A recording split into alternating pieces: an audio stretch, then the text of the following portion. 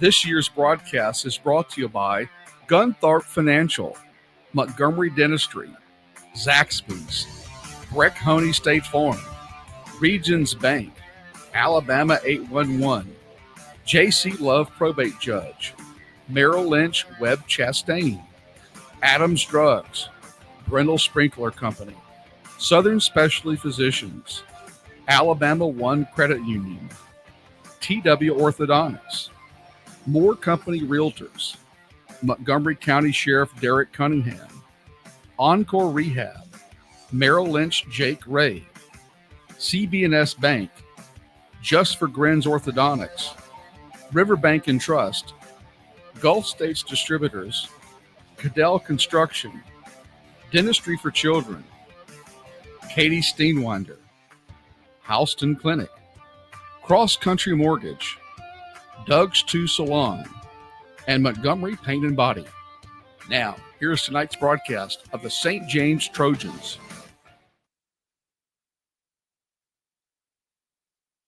Well, as we've reached the end of the 2024 regular season for high school football, it's sometimes hard to think of a real cute and interesting way to start the broadcast. You know, we've been at this for a long time, all the way back in early summer with 7-on-7 competition and lineman camps. And then the 3-week fall camp begins, which is really not fall camp at all. It's in the dead of summer for these guys. Then the season starts. You have non-region games. You get yourself focused on the playoffs, trying to extend a region winning streak, trying to secure a region championship, trying to make sure you're at home in the first round. And here we are on the last night of the regular season. And there's not a whole lot cute to say. But let me see if I can get the broadcast kicked off the right way. Good evening, everybody, and welcome. It's Friday night in Alabama, and this is St. James Trojan football. We join you tonight from a place where St. James has never, ever played high school football. We're in Munford, Alabama, in North Talladega County, about 2 hours and 15 minutes from the St. James campus, where tonight the Trojans will work hard at trying to get back on the winning side of the ledger and close out the regular season in the proper way. The opponent, the Munford Lions, 2-6 on the season, but coming off a big win against Cleburne County. So they're confident this Friday night. St. James with a continuing long list of injuries. Looking forward to 2 weeks from tonight when the Trojans will be at home for the first round of the high school playoffs. But first things first, let's close this season out the right way. Let's finish with a win, and let's then turn our attention to getting healed up and to getting ready for the first round of the playoffs. That's the prescription tonight. That's the wish list. That's how we close out what's been 3.5 months of hard work. And the broadcast crew, well, tonight it's J.R. Brown on play-by-play, Steve Cutler alongside, and Sonny Brassfield. Well, I'll probably join you for some halftime comments. It's St. James versus Munford. We close out the regular season in style, we hope. You stay with us. We'll be right back. This is St. James football on WRBZ. Discover your stunning new look at Doug's 2 Salon. Find your breathtaking new hairstyle or color with our expert stylists and salon artists, and look absolutely radiant with our extensions, balayage, and keratin treatments. You'll find products from Aveda and Bumble & Bumble. So even when you leave the salon, you keep looking sensational. Call to make your appointment and look and feel amazing today. I'm Cliff Meidel, two-time Olympic athlete in the sport of sprint kayaking. In 1986, my life changed forever when I struck 3 buried high-voltage cables while working on an excavation site. 30,000 volts of electricity blew through my body. I'm lucky to be alive and able to walk again. Accidents like mine can be avoided with a simple call to 811. Accidents can happen to anyone. Know what's below. Always call 811 before digging. Brought to you by Alabama 811.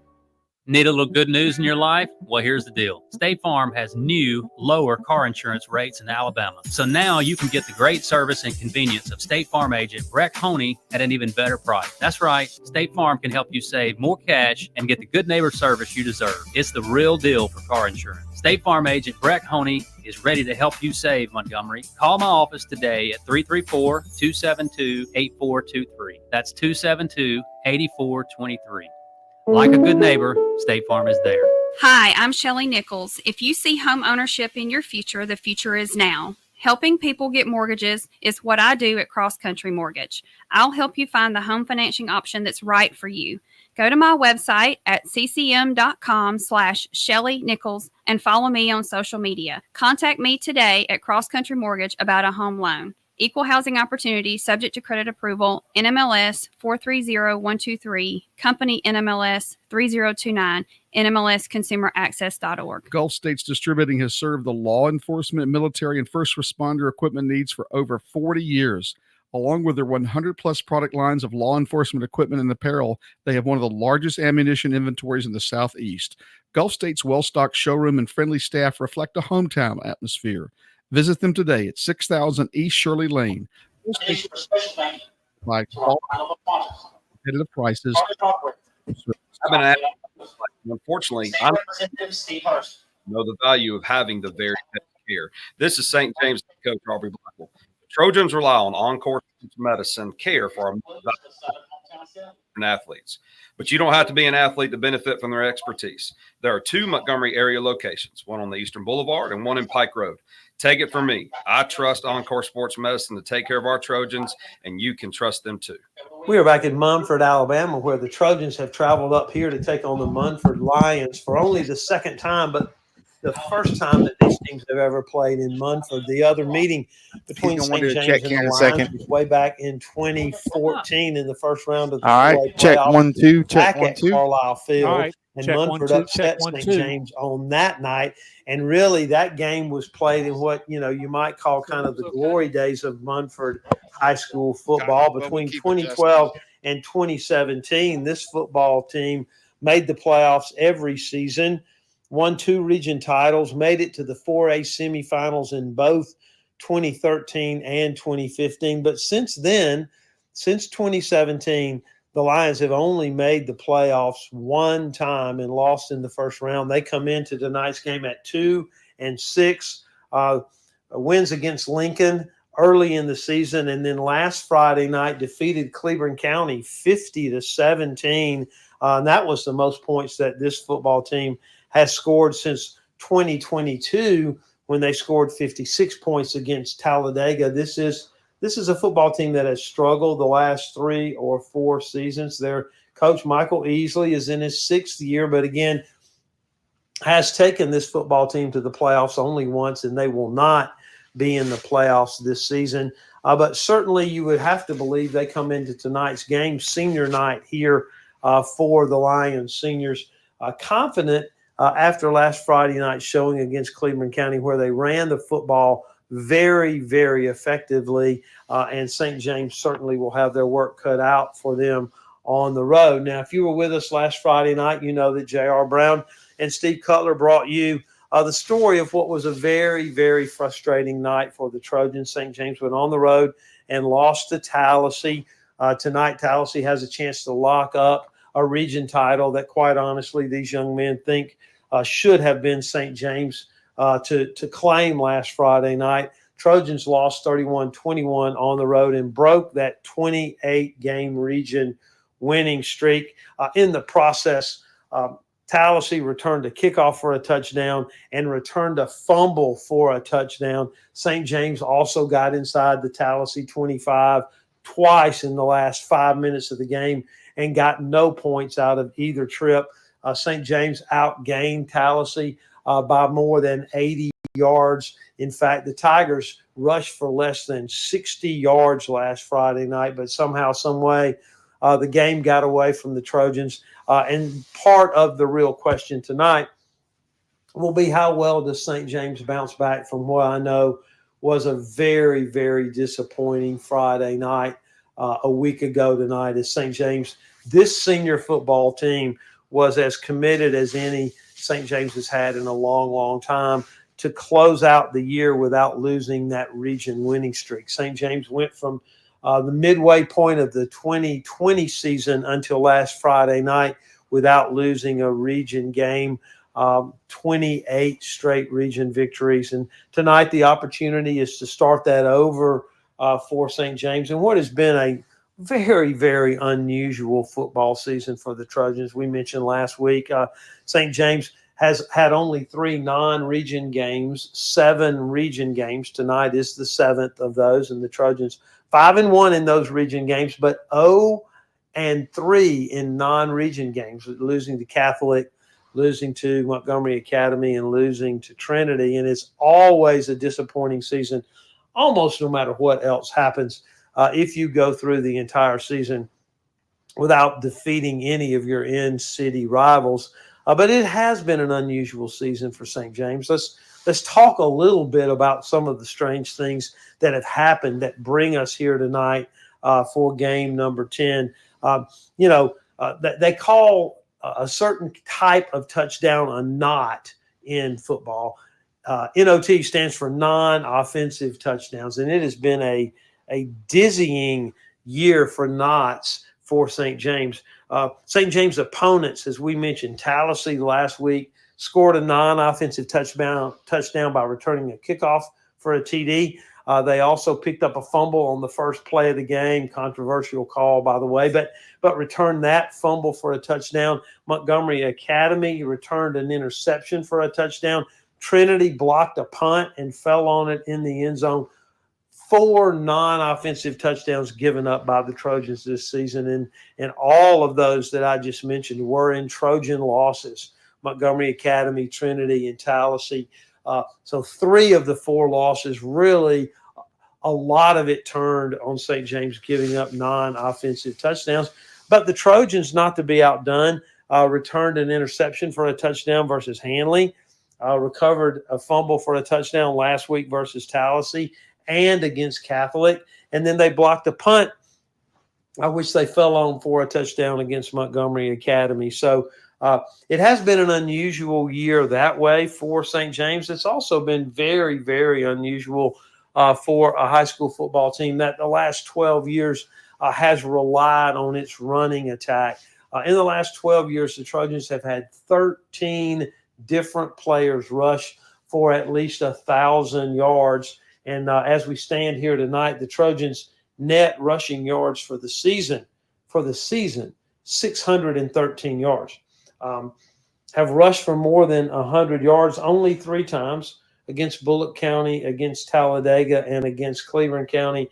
And in those 3 games, St. James rushed for 410 yards, meaning in the remaining 6 games, St. James rushed for a net of 220 yards. So it has been very unusual. The Trojans have had difficulty running the football, gotten behind in some games, and have thrown the ball more than normal. But the leading rusher who's really come on in the last 3 weeks, Grant Phillips, the junior, averaging almost 5 yards a carry.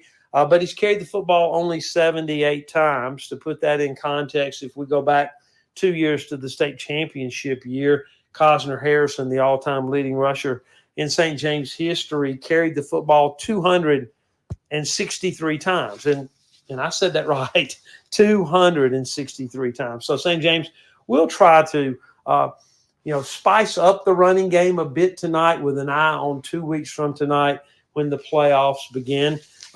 St. James, again, 5-1 in region play. And those region games, there have been some unusual things about those as well. The Trojans won by 1 point versus Bullock County, 7-6, a 3-point win over Hanley, 21-18, and a 4-point win over Booker T. Washington, 32-28. And in those 3 wins, Booker T. Washington missed all 3 extra points, which in a 4-point Trojan win would have gotten the game closer. But Hanley missed 3 extra points in a 21-18 St. James win. And Bullock County missed its only extra point in a 7-6 St. James win. So the Trojans really, their kicking game and their ability to block extra points in the mid part of the season played a big part in St. James being where they are today. And where the Trojans are today is that they sit tied with Tallahassee in Region 3 of Class 4A with a 5-1 record. Tonight is the final night of region play, and we'll see if we can kind of set things for you as it relates to playoff implications tonight. Tallahassee's 5-1 in region play. They win tonight over Talladega, and they claim the region title. It will be the Tigers' first since 2014. There is still a pathway for St. James to claim that region championship tonight. Would take a big upset for Talladega to defeat Tallahassee, but a win by Talladega tonight and a win by St. James, and the Trojans would claim their 4th straight region title. That would be a bit of an upset for Talladega to win, but it's there nonetheless. The Trojans have locked up no worse, however, than the 2nd seed. St. James with a win would be 6-1 on the season. Tallahassee would also be 6-1, but would have the tiebreaker on the strength of that 31-21 victory over St. James last Friday night. So those two teams are set. St. James and Tallahassee will be 1-2 or 2-1, depending on how things go tonight. But the rest of the teams that would make the playoffs, the 3rd seed and the 4th seed from this region, very much up in the air. There are 3 teams that are competing for those 2 slots tonight. Handley at 4-2 in region play. We'll get the 3rd seed with a win over Booker T. Washington. They will slide to 4th place with a loss tonight at Booker T. Washington. So all eyes will be on Handley versus BTW tonight. And Booker T. Washington also at 4-2 in region play. We'll get the 3rd seed with a win over Handley. We'll get the 4th seed with a loss to Handley. And we'll be out of the playoffs with a loss to Handley and a Bullitt County win over Cleveland County. I'm sure I lost you. Let's just focus on Booker T. Washington and Bullitt County. Bullitt County gets in if they win tonight over Cleveland County and Booker T. Washington loses to Handley. Otherwise, Handley and Booker T. Washington will be the 4 teams in the playoffs from Region 3. And Region 3 is matched up in the first round 2 weeks from tonight with the region down in Mobile. And to take a quick look at that region, Jackson and Clark County has all but wrapped up the region championship. There's about 4 things that would have to happen, none of which are very likely. So we're going to call Jackson the region champs, and that means the 4th seed, that would be either Handley, Booker T. Washington, or Bullitt County, will travel down to play the number 1 ranked Jackson Aggies.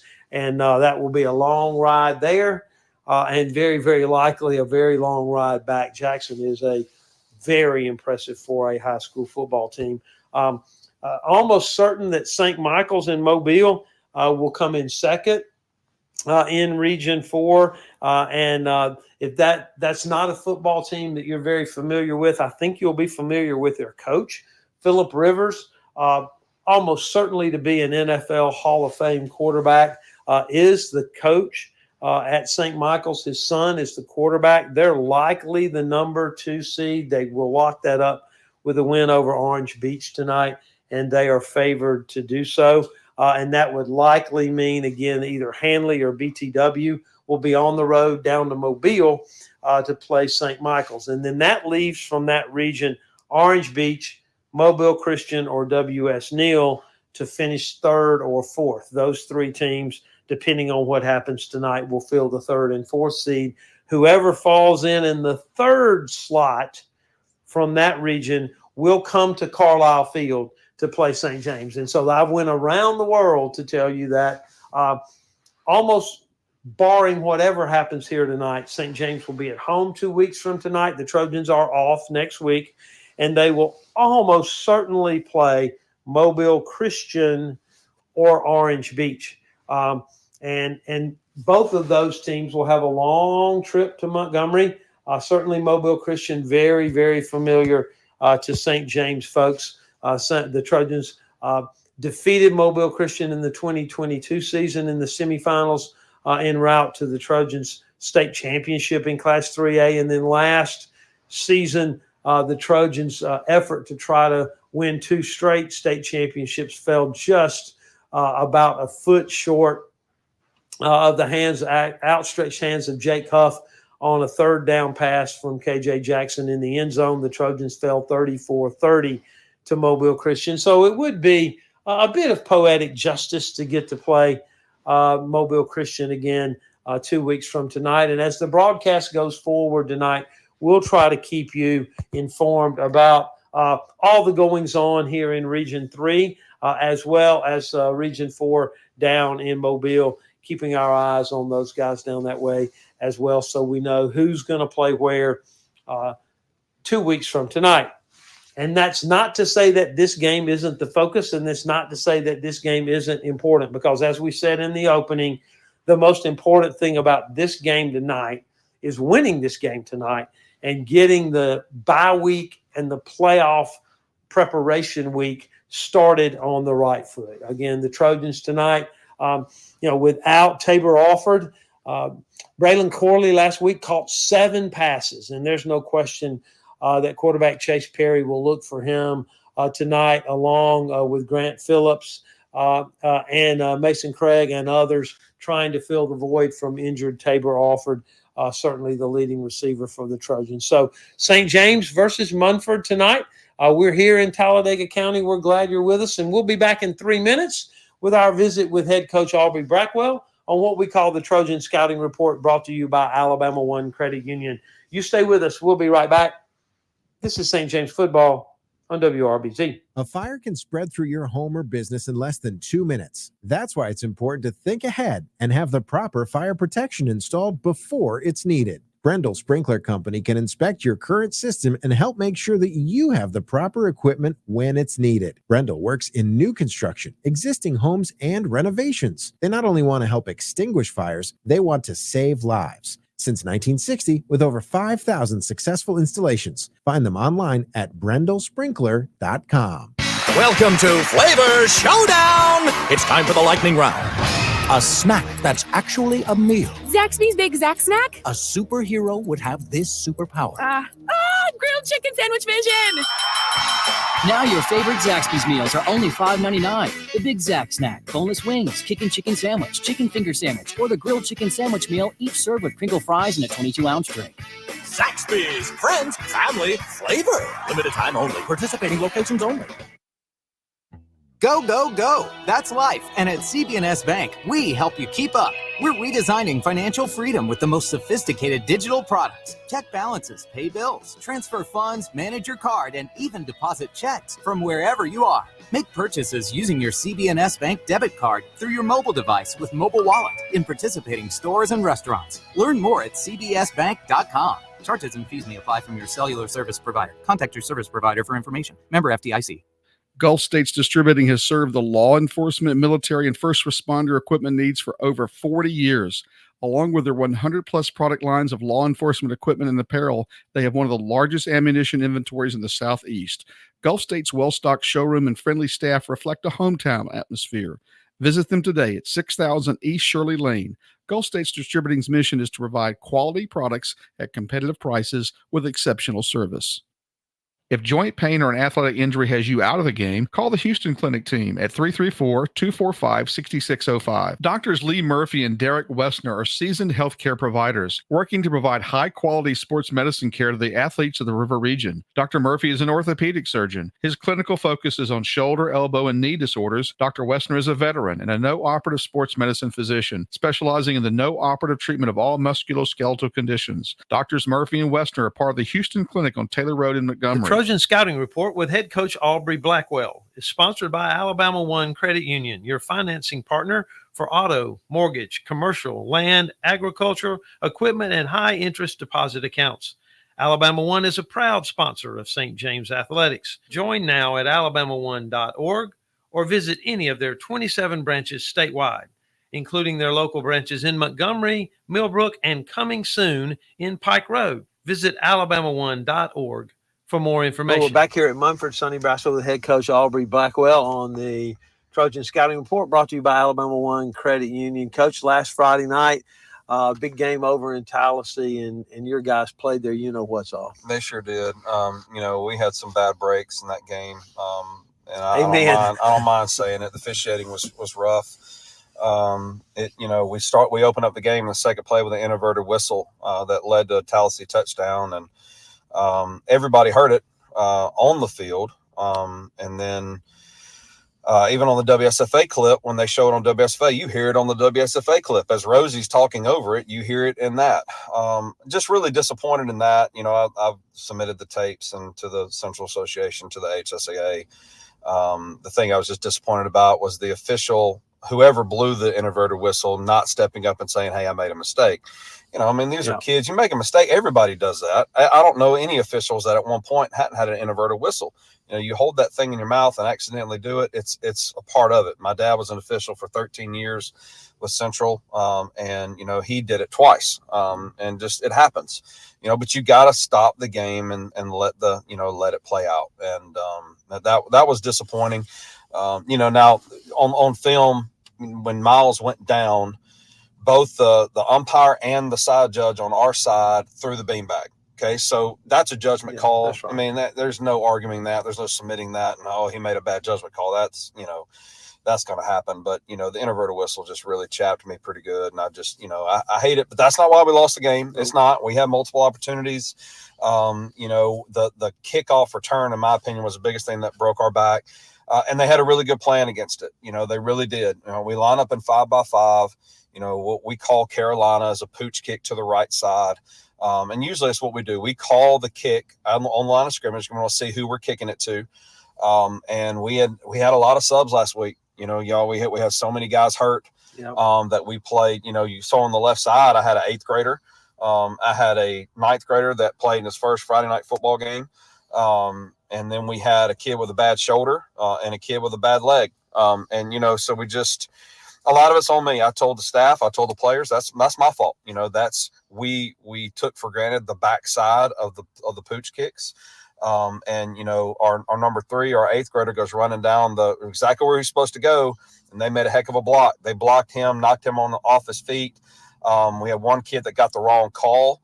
Don't know why, but he got the wrong call. So he ran across the field thinking that it was going to be onside kick because he is the contain guy on onside kick. And so he got crossed up. So we were a man short right out the gate because he's running across to defend for an onside kick. And that's his job. When we onside kick it, which we'll do tonight, he's got contain in case they pick it up and take it off. So, but that's the negative things. You take away those 2 touchdowns, we win the ball game. Like we thought we would. I was expecting a 24-17, 21-14. I was expecting it to be that way.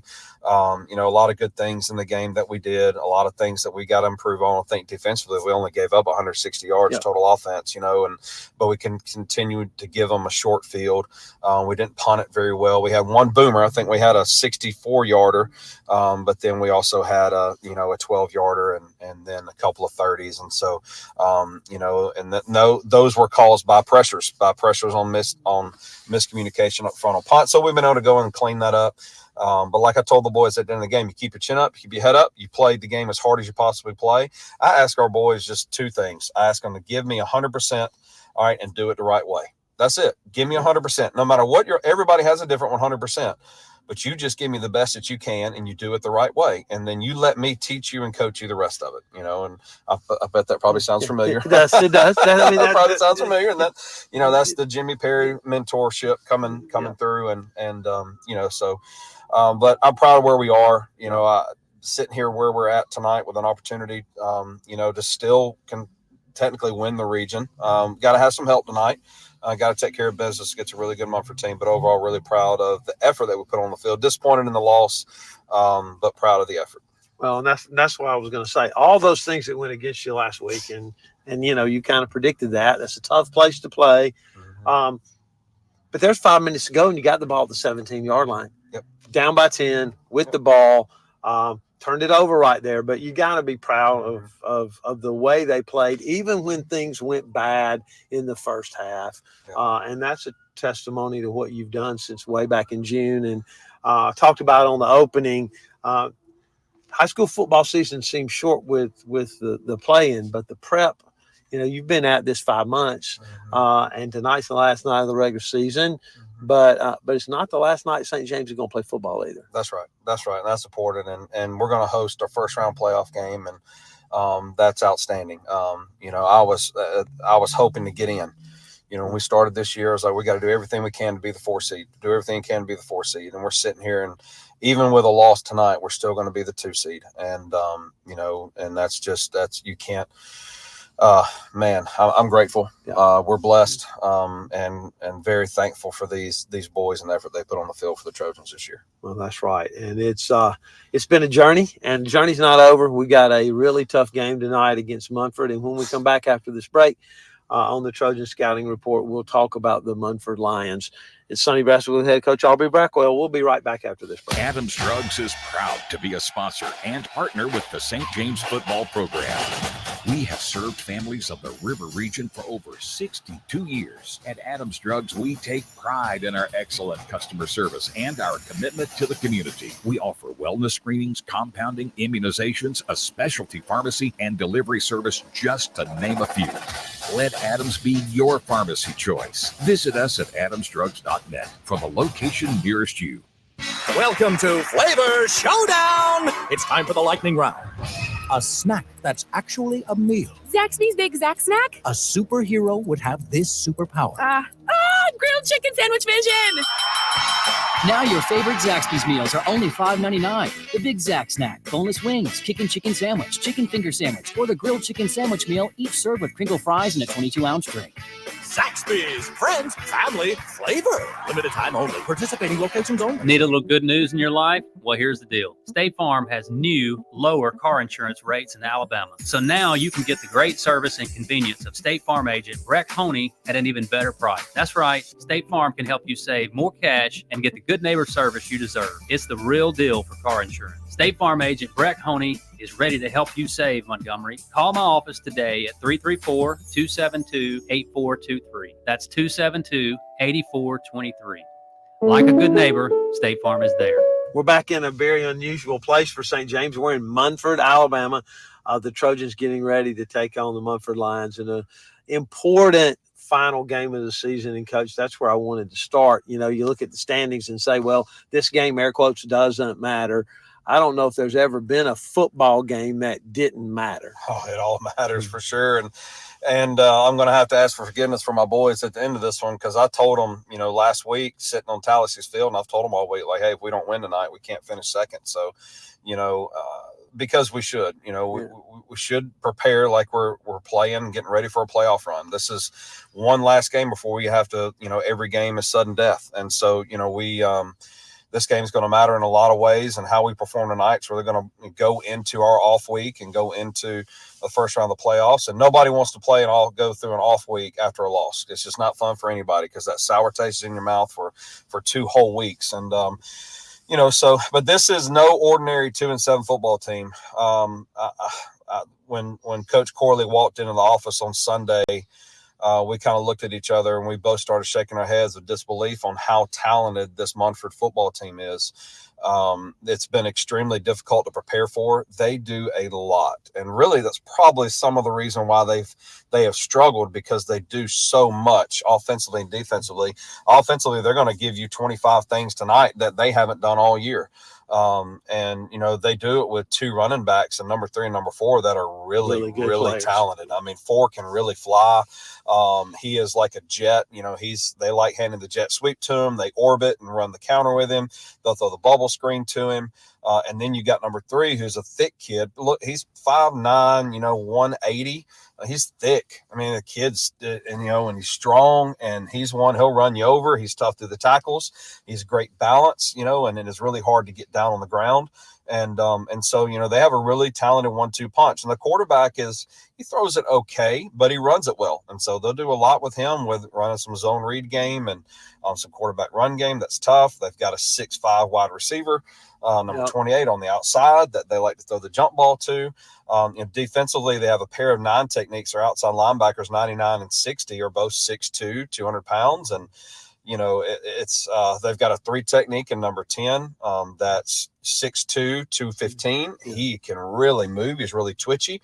So you just kind of looking around like, oh my gosh, this been a while, since BTW that we looked on the board and like key players for them. And there's more than 5 guys on this board that are key players for them. And so they've got some talent. Their running back's going to play college football for sure. I think that's already a done deal. We're pretty sure he has some offers. Yeah. And so we've got to play a really good football game tonight, but this team will help get us ready because they're going to be really fast. This is going to be 2 weeks in a row. We're going to play a lot of speed, a lot of guys offensively that have a lot of talent, 2 edge defenders, which Tallahassee did. Tallahassee had 2 really good edge defenders. This group's got 2 really good edge defenders. And so, I want to see an improvement tonight from how we handled Tallahassee's edge to how we handle the edge tonight. And I've changed some things up. There's a lot more different things that I'm going to do tonight. I'm going to try to cover up. Last week, I tried to spread them out against Tallahassee and do some things like that. Tonight, I'm going the exact opposite. Tonight, we're going double tight. We're going to pack them in a little bit more, see if I can reduce them playing in space. They're really good when they play in space. When you cut put them down on their line angles. scrimmage, I'm going to cut down their angles and try to make it harder for them to make some reads. So. Well, and on defense, we don't talk much about injuries, but you've had some significant losses in the last 3 weeks. And I thought last week the defense played very, very well. You're stretching people, putting people in different spots, and I know that'll continue again tonight. But just talk a little bit about some of your guys on defense. Yeah, CJ he hurt his hamstring, and that was early. He's been dealing with a hamstring since I think week 5, week 4. It was the week before Trinity is when he hurt it. I guess that was Hanley game. He pulled it, and we've just been dealing with it. And then he's been okay. But here recently, the Friday night, just reaching out, diving to make a tackle, not running full speed, reaching out to make a tackle, did that. I told him there was those heroics of the tipped ball that he caught, that he took off running, and he caught a pass. He thought, he thought he was Christian Okoye out there, rumbling, bumbling, stumbling, and took off. But anyway, he, so we're really, I can't play him on defense tonight. He just, I don't want him to have to play laterally that fast, and we're going to try to play him on the offensive line. But I told him, I said, listen, we're not going to risk this hamstring going backwards again. So if it's not comfortable before the game, we're just going to play one of the other guards and we're going to roll with it. And we got Grant Goff back last week. Grant got his opportunity to play, and he broke his foot. And so he got stepped on, and so he's got a hairline fracture in one of his metatarsals. And so we're going to, I hate it for that kid. Gosh, he just got on the field. But that's 2024, brother. It's 2024, and so we'll have him back by the first round of the playoffs, but he won't be able to play tonight. And he was one that we were hoping to come in and spell Pruitt, but Pruitt's better. His injury is improving. It's still not healed where we want it. He's going to have some surgery at the end of the football season to repair it completely. But, those are two key elements that's a little bit different from last week. Not being able to have CJ, so we're going to play a couple more guys up front. And Will Steinwinder has done a great job for us as a sophomore on the defensive line, so he'll get the start tonight. I'm going to do a better job tonight as an offensive play caller of keeping Dylan Hines fresher. We played him. I think he played 115, 120 snaps last week. And you'd never known it. You never known it till the fourth quarter, and we did. We wore him down. And so tonight we're doing some things. Luke Ketching is going to get some opportunities. You'll see us in 10 personnel for the first time this year, which is 4 wide receivers. We're going to do some stuff with that tonight so I can get Dylan and Jackson off the field more and get them some breaks. And plus I saw some things out of Chase last week in our football team spreading the ball out that I liked. And so I want to build off of it a little bit. Next year, I kind of see me doing more of that next year offensively, with Chase being a senior, 2 years in the program, and then my son Will coming up, who's going to be a really good spread quarterback, before it's all said and done. And so I'm going to try. I'm moving some chess pieces around a little bit for next year and see how we can grow this side of the offense. But at the same time, right now, it's a necessity because of the lack of personnel we have right now. But it's tonight's going to be really critical on the substitutions. You know, they play just about all their skill guys play both ways. Yeah, they do. Just about every one of them. So we'll be evenly matched there. Up front, 99 plays tight end. He's also their linebacker. That's the key player for them.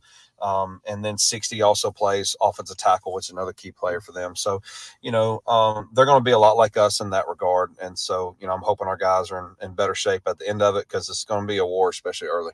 Well, the good thing is next Friday night you won't have to bother with talking to me. You'll have a Friday night off. The guys, more importantly, the players will have a Friday night off. It's been an amazing season, and you know, people go, "What on earth are you talking about? The record's 5-4."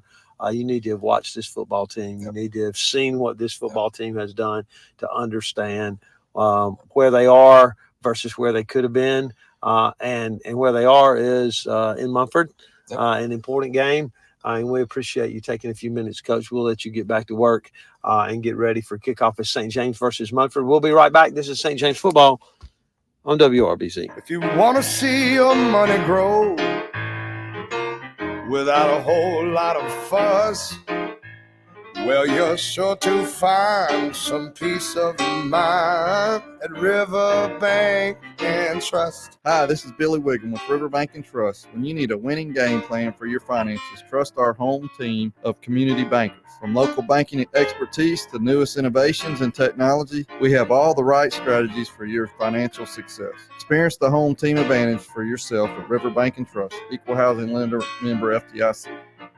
Do you ever see someone with a smile on their face and wonder, what have they been doing? It could be because they just left the offices of Montgomery Dentistry on Woodmere Boulevard. Doctors Anderson, Robertson, and Bootner have over 55 years combined dental experience and are proud to be an active part of the St. James community. Montgomery Dentistry accepts most major dental insurance plans, as well as offering an in-house discounted membership plan for patients without insurance. Montgomery Dentistry on Woodmere Boulevard. Visit them at montgomerydentistry.com. Hello, I'm Sheriff Derek Cunningham of the Montgomery County Sheriff's Office. I'm glad to see that you are a proud supporter of St. James football, but also remember, when you're going out to the football game, make sure you pack a designated driver. Right now, during the holiday season and coming up holiday season, we can see a lot of people on the roads, and we want you to feel safe. So make sure when you're packing your tailgate supplies that you pack a designated driver. At TW Orthodontics, we go above and beyond in caring for the needs of our patients by offering a wide array of affordable treatments that deliver beautiful smiles. Using the most effective and efficient treatment methods, such as Invisalign and braces, our orthodontic specialists are eager to help you achieve the smile you deserve.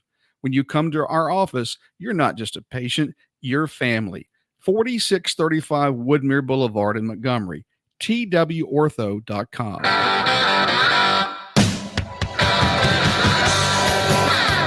You are listening live from Munford Stadium in extreme northern Talladega County as St. James is making its first ever appearance in Munford Stadium to face off to conclude their 2024 regular season with a meeting against the Munford Lions. This is not the first ever meeting between St. James and Munford. The two met in the 2014 playoffs in the second round in Montgomery. Munford was a winner in that game, 42-21. So Munford has an all-time 1-0 series lead over the Trojans. The Trojans are taking the field, and on senior night, so are the Munford Lions.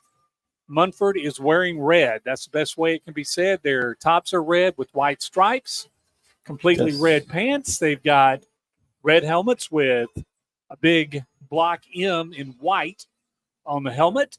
But it's all red and white, a big block M at the center of the field for Munford.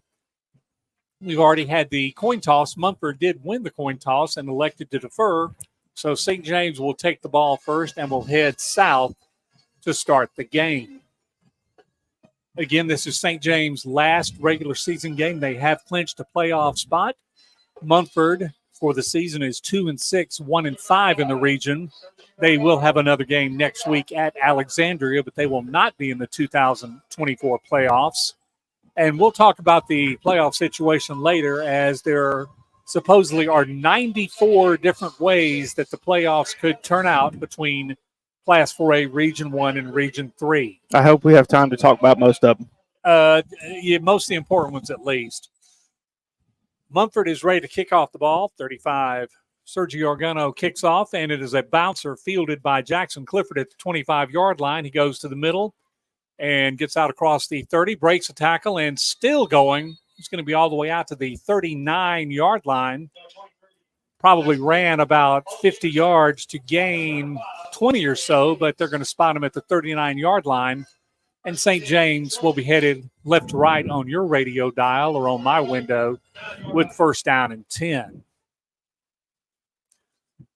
We said Munford won their first game of the season against arguably their biggest rival, Lincoln. They won last week in a bit of surprise with the margin against Claiborne County, but had a 6-game losing streak in the middle.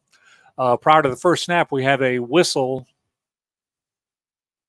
Dylan Hines has been sent off by the official with a knee pad kneecap. issue. Yep, kneecaps. So that's one thing that's it seems to be enforced more so in some games than others. So we got first and 10. He's been replaced. Ball's handed off. No, it's a fake, and Perry's got the ball, and his pass is incomplete. It was intended downfield for Mason Craig. It looked like he may have had a step, but he was covered by Kyler Shaw, and the ball was knocked away at the 25-yard line, so it'll be an incomplete pass to start the game. Better play than what started the game last week. It'll be second down and 10. Hines coming back into the game, got his knee pad adjustment taken care of. Second and 10. Phillips, who I thought had gotten the ball on first down, is in the backfield. Perry in the shotgun, and he flips the ball to Braylon Corley. He decided to cut it back inside, and might not have been the best choices. He ran right into number 60, Devin Elder, and he's going to fail to gain. He may have had room on the outside. I don't know if he could have outraced 3 defenders there or not, but no gain, so it'll be third down and 10. And I know the coaches normally say they like to. Yeah. It is third down and 10, and there is contact at the line. It looks like Munford may have jumped off sides unless he was drawn off. And no, that will be the call. Encroachment against Munford, made contact with the offensive line, so that'll convert or make a third and 10. I guess it's twice as easy. It's now third and 5. Yeah, I know those coaches. Manageable. Coaches normally like up and down, north and south runners, but I think Braylon could have beat that guy to the corner. Right. But here we go. Third down and 5. Perry looking to check the play over on the sideline. He's got 4 wide. There's the snap, and he's back to throw. Short pass is very similar to passes in Tallahassee. Both Corley and Craig were on the right side, but the ball was thrown outside both of them and harmlessly incomplete. So St. James fails to gain any yardage on their own. They got 5 free yards, but that'll make it a fourth down, and Hines will come in this time in a punting formation. St. James could only advance 5 yards and couldn't get out of there into the field. Got a solo Munford receiver back. St. James is in a peculiar position where all 7 of the linemen have moved over to the left side. And it is going to be a fake, and this time they are going to the outside, and it's going to be taken. Oh, it's about a spot. Grant Phillips just ran that guy over. Yes, he did, and he got to midfield. And he earned that first down. That looks just peculiar from the start. Center was lined up, and all of the linemen moved over to the far sidelines. The ball was snapped to Hines, but he pitched the ball, and Phillips made it made a 6-yard gain. Good enough to the 50-yard line, and St. James is in business, first and 10 at midfield. Fortunately, it wasn't terribly much pressure by Munford. First and 10, here's the pass, and it's complete to Craig on the far sideline. He's going to get into Lion territory down at the 43-yard line. Tackled by 22, Javier Curry, after he gets a 7-yard gain. And that's the kind of pass that I think St. James will probably do best in this game. Little short thing. I mean, good quick out to the left. They were playing some off coverage, so quick pitch, quick catch, 7 yards. Let's keep it going. I mean, take your shots, but you're not going to need them all. Second down, and we'll call it a long 3 yards to go, the 43-yard line. Perry again looking to pass. He has time. Now he's being chased. He's going to throw the ball, and it's intended for Michael Hassel on the near sidelines, but it was incomplete. 27, Kyler Shaw on the coverage. Perry had 3 or 4 seconds, but couldn't find anybody open, was forced to run, and Hassel was the only one on the near side of the field, and pass was smartly underthrown and incomplete. 3rd down and 3 coming up. We mentioned Munford's completely in their red uniform, St. James in their traditional roadies, white tops with the blue numbers, gold stripes. They have blue pants, and, of course, the white Trojan helmet. 8 seconds left on the about called it the shot clock, with basketball coming up on the play clock, and the ball's going to be thrown up the middle. It's thrown behind Corley. He got 2 hands on it, but had to reach back and could not catch the ball, and it will be 4th and about 3 yards to go. And I would think from here, there's no question that St. James will go for it. And 4th and 5 on our own side of the field. Now we're in a better spot. Right. By about 15 yards, I guess. I mean, we could very well see the Perry quick kick here. Well, Perry's lined up as a wide receiver yes, out here. Yes, and Munford has no idea what's going on, so they're going to take a timeout. We've got 9:57 still early in the first quarter. No score, 4th down St. James. We'll be back. You're listening to St. James football on WRBZ. Confidence, experience, credibility. When your family is at stake, you need an attorney who's built a reputation on these 3 words. Katie Steenwinder. Whether it's divorce, custody, adoptions, or child support, Katie Steenwinder. Serving clients from Prattville and Wetumpka to Montgomery and Elba, Katie Steenwinder has developed her reputation with credibility, experience, and confidence. Call the law office of Katie Steenwinder in Montgomery, 262-2844. When your family is at stake, Katie Steenwinder. No representation is made that the quality of the legal services to be performed is greater than the quality of legal services performed by other lawyers. When you speak with patients at Just for Grins Orthodontics, you hear things like, the staff is great. My daughter's teeth look perfect. I've been using them for over 2 years, and my service has been nothing short of amazing. Or, my teeth have always made me a little self-conscious. Just for Grins fixed that, and not only do my teeth look great, they make me feel great. If you or your family need braces or Invisalign in a lively environment using the latest technologies with over 3 decades of experience, let's make the smile of your dreams a reality. Visit justforgrinsortho.com.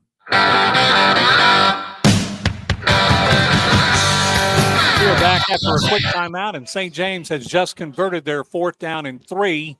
A nice pass from Perry over to Grant Phillips on the sideline. That play went for about 40 yards in the Tallahassee game. That not nearly as much, but well thrown and wide open. He's inside the 35 down to the 33-yard line, so that's going to be an 11-yard pickup and a crucial 4th down conversion. And St. James is on, I believe, their 7th play of the drive, and they have 1st down and 10 at the Lion 34-yard line. Craig again lined up deep, and this time the handoff's going up the middle. Is that by chance Pruitt Connor? Let's see, or is that that's Phillips? Yep. I haven't seen Connor in the game yet. Phillips took the ball and took it down to the 31-yard line, so that's going to be a 2.5-yard gain. Yeah, saw Pruitt. Here comes Pruitt right now. There he is right now. I want to point out that Munford has one of the biggest linemen I've ever seen. That is number 54, David Haynes, and reportedly he weighs 371 pounds, and he's a sophomore. Ran through the middle. Once again, going the middle. The ball is fumbled. The ball was handed off to Connor, but he turned around and fortunately may have been the only one to see it. He fell back on the ball. That's one thing St. James has been having trouble with in the last few weeks is turning the ball over. Looked like a decent handoff, but Connor outran the ball. Did fall back on the ball, but it's back to the 32, maybe the 33-yard line. It's going to be 3rd down and long. St. James has had the ball for what seems a long time, although there's still 8 minutes to go in the first quarter. And quite frankly, they've made only 30 yards. A majority of that was on the fantastic fake punt play. 3rd down, 9 yards to go. Craig is in motion to the near side. Perry has time. Pass is going to be intercepted. Thrown right to a Lion, and he is breaking tackles, and he is back across the 40. And Craig finally brings him down. We got a flag at the 49-yard line. There is a flag down after the interception back at the 25-yard line, but Corley was the intended receiver. He had gotten by his defender, who I believe was number 27, Kyler Shaw, but threw the ball right into his hands. A face mask is going to be called against St. Oh, my James to make goodness. things worse.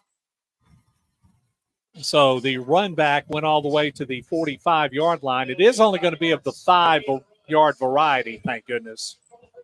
So must not have held on. So Munford is going to get the ball still in their territory, but they have 1st and 10 at the 49-yard line. And now we have another whistle blowing, and this time St. James is going to call a timeout. Looks like they had a bit of a personnel malfunction. So 7:56 to go, no score. Munford will have first down. We'll be back after a timeout. You're listening to St. James Football on WRBC. Hi, I'm Shelly Nichols. If you see home ownership in your future, the future is now. Helping people get mortgages is what I do at Cross Country Mortgage. I'll help you find the home financing option that's right for you. Go to my website at ccm.com/Shelly Nichols and follow me on social media. Contact me today at Cross Country Mortgage about a home loan. Equal housing opportunity, subject to credit approval, NMLS 430123, company NMLS 3029, NMLSconsumeraccess.org. Discover your stunning new look at Doug's 2 Salon. Find your breathtaking new hairstyle or color with our expert stylists and salon artists and look absolutely radiant with our extensions, balayage, and keratin treatments. You'll find products from Aveda and Bumble and Bumble. So even when you leave the salon, you keep looking sensational. Call to make your appointment and look and feel amazing today. We are back. Munford has just won their first offensive play of the game. It was a near fumble. Ball was recovered. There was a flag on the play, and holding was called against the Lions. That's going to move the ball back 10 yards. The spot of the foul was at midfield. That will move the ball back to the 40-yard line of Munford. It's going to be first down, and it's like 19, maybe 18 yards to go. Munford's quarterback, number 9, Braden Nichols, going to keep the ball up the middle. He's going to run into Will Wright, among others. Charlie Cutler there as well. He's going to get back some of the penalty yardage up to the 43-yard line. And that'll make it second down and, about 15, 16 yards to go. Munford in a very basic look. They have 2 in the backfield and almost a pistol formation. And now the quarterback will come up under center, looking at his play. Nichols, they do have 2 wide right. Munford's in a situation kind of like St. James with some of their better skill players down. Pass is thrown, and it is incomplete, intended for Kadarian McCoy on the far sidelines. I think Mason Craig just barely got in the throwing lane of that one. May have, and if he'd have caught the ball, Chase Perry would have taken him down immediately. Yeah. And would have been maybe a 6-yard gain at most. So they're going to take the ball back to the 43-yard line. It will be third down, and let's call it 16 yards to go from the Lion 43. Munford looking to the sidelines. See if they had too many men on the field. Got a lot of single digits. And right now they're in an illegal formation. And so Munford again has to call a timeout. They had 6 men in the backfield, not 5. So let's keep it here. That's the second timeout already from Munford, and we still have 7 minutes and 3 seconds to go in the first quarter. Like I said, St. James, they do not necessarily need to win to make the playoffs. Making a win would 92 out of 94 possibilities give them a home game in the first round. Of course, St. James is idle next week. Might be a chance for the coaches to do a little scouting, but it'll get the chance for some of the Trojans who are, been bitten by the injury bug, not the big one, a chance to heal and rest.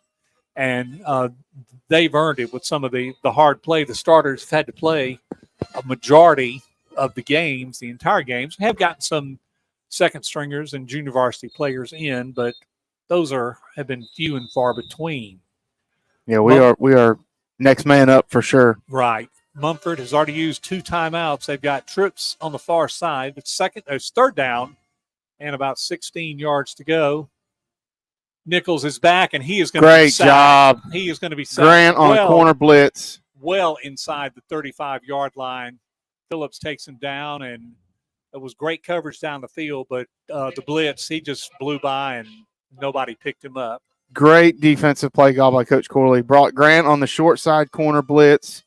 Dylan Hines, 19, kind of slid back to kind of get in that short hot read throwing lane, and he had no chance.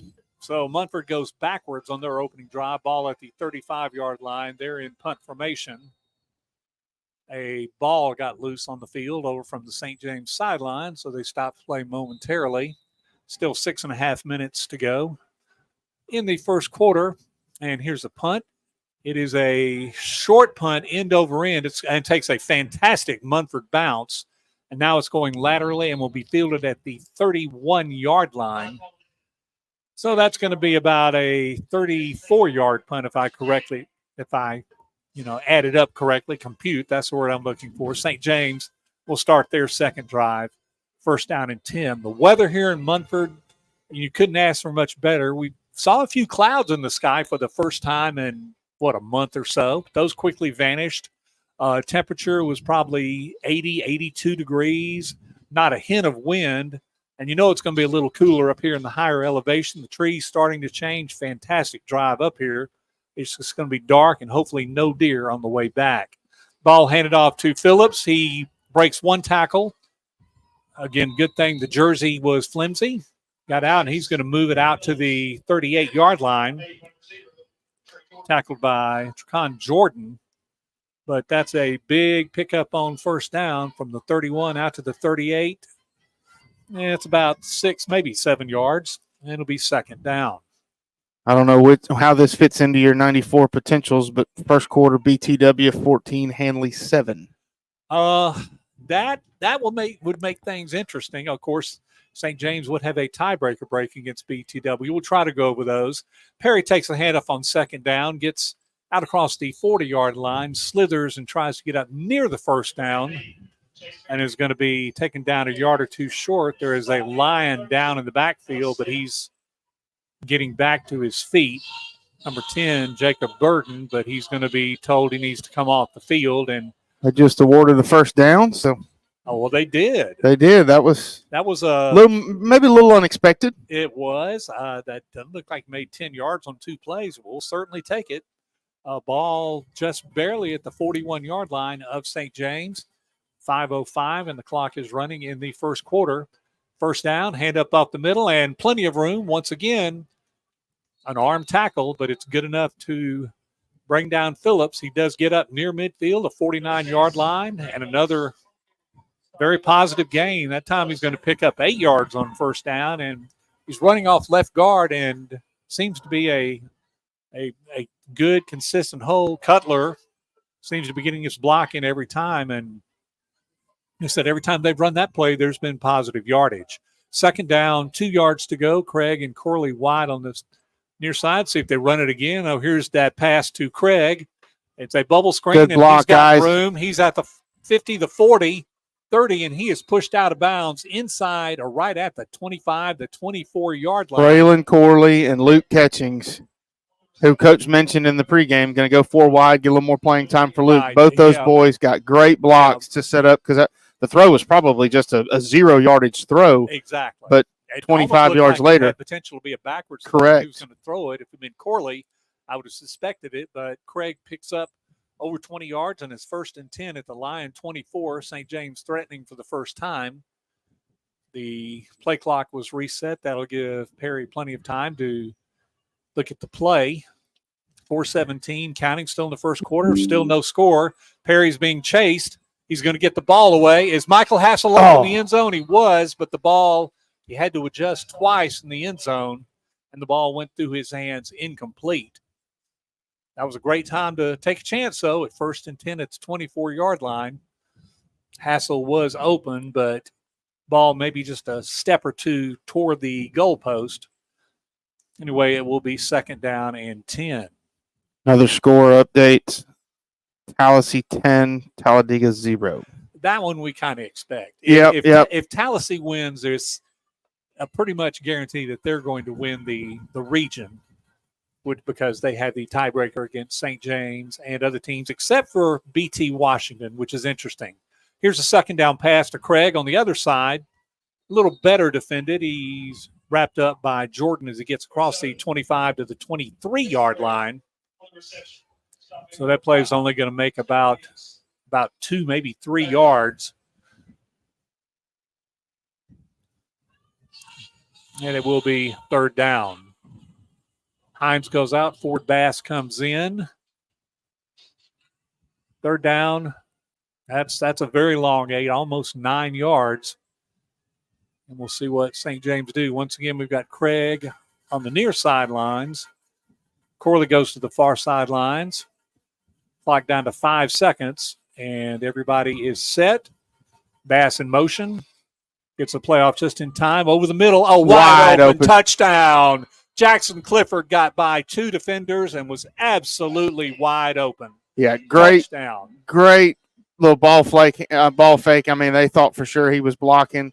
Line had a clean pocket, and that had to be the easiest throw that Chase has seen tonight for sure, maybe the year. There was nobody within 10 yards. Right, and it's been right in the middle of the field. There may have actually been 2 defenders that crashed into each other. Number 99, Kelvin Castleberry, was looking at his other defenders like, what's going on here? So St. James is on the board, 3:09 to go in the first quarter. And Hines is in to attempt the extra point. It looks good. It is good. St. James up 7-0. We'll be back. St. James football on WRBZ. I'm Cliff Meidel, 2-time Olympic athlete in the sport of sprint kayaking. In 1986, my life changed forever when I struck 3 buried high-voltage cables while working on an excavation site. 30,000 volts of electricity blew through my body. I'm lucky to be alive and able to walk again. Accidents like mine can be avoided with a simple call to 811. Accidents can happen to anyone. Know what's below. Always call 811 before digging. Brought to you by Alabama 811. If joint pain or an athletic injury has you out of the game, call the Houston Clinic team at 334-245-6605. Doctors Lee Murphy and Derek Wessner are seasoned healthcare providers working to provide high-quality sports medicine care to the athletes of the River Region. Dr. Murphy is an orthopedic surgeon. His clinical focus is on shoulder, elbow, and knee disorders. Dr. Wessner is a veteran and a no-operative sports medicine physician, specializing in the no-operative treatment of all musculoskeletal conditions. Doctors Murphy and Wessner are part of the Houston Clinic on Taylor Road in Montgomery. We're back just in time for St. James to kick off, 7-0. It was about a 60-yard drive culminated by a 22-yard touchdown pass from Perry to Jackson Clifford, and Hines is kicking it away. It's fielded by number 5, Jalen Williams, at the 4-yard line, and he is not going to make it back to the 20. He's going to get stood up at the 16-yard line. Yep, good kick, good coverage. Good kick. Wilson Aman was down there. Luke Catchings again. JT Burton, quite a collection, and Munford is going to have poorer field position than last time. Certainly, they'll start first down and 10 at their own 16-yard line with exactly 3 minutes to go in the first quarter, and St. James up 7-0. Munford probably moved about minus 15 yards on their opening drive. So we'll see. Number 28, Austin Wynn, is deep on the far side. Number 4, Kadarian McCoy. Their top receiver, number 2, A.J. Denson, was injured. Sounds familiar, like a St. James number 2 receiver. The snap was a little low. It was fielded by the quarterback, Nichols, and he managed to gain maybe a yard or 2 straight up the line, ran into Miles Zukowski. I was wondering if we were going to go another drive without hearing Miles's name. Yeah. I don't think we caught it all in the first drive. Maybe they knew to run away from him, but they ran into him and Will Steenwinder. Play picked up a yard and a half, maybe 2 at the best. So it'll be second down and 8 yards to go, still inside the 20. And once again, a handoff. No, this time it's kept actually by Nichols, and he is going to be taken down by guess who? Yeah. Miles was all over that one. All over that, and Mason Craig was there to help make sure the outside was contained, but that was Miles' responsibility, and he was there for the job. Right. Nichols may have had, like Corley earlier, a better chance to turn it up the middle, but he only got as far as the 20-yard line. So it's going to be third down and we'll say 6.5, 7 yards. And all right, we got another one. Oh, number 4, kneecaps. Yeah. Okay, that's this umpire is on it. That's right.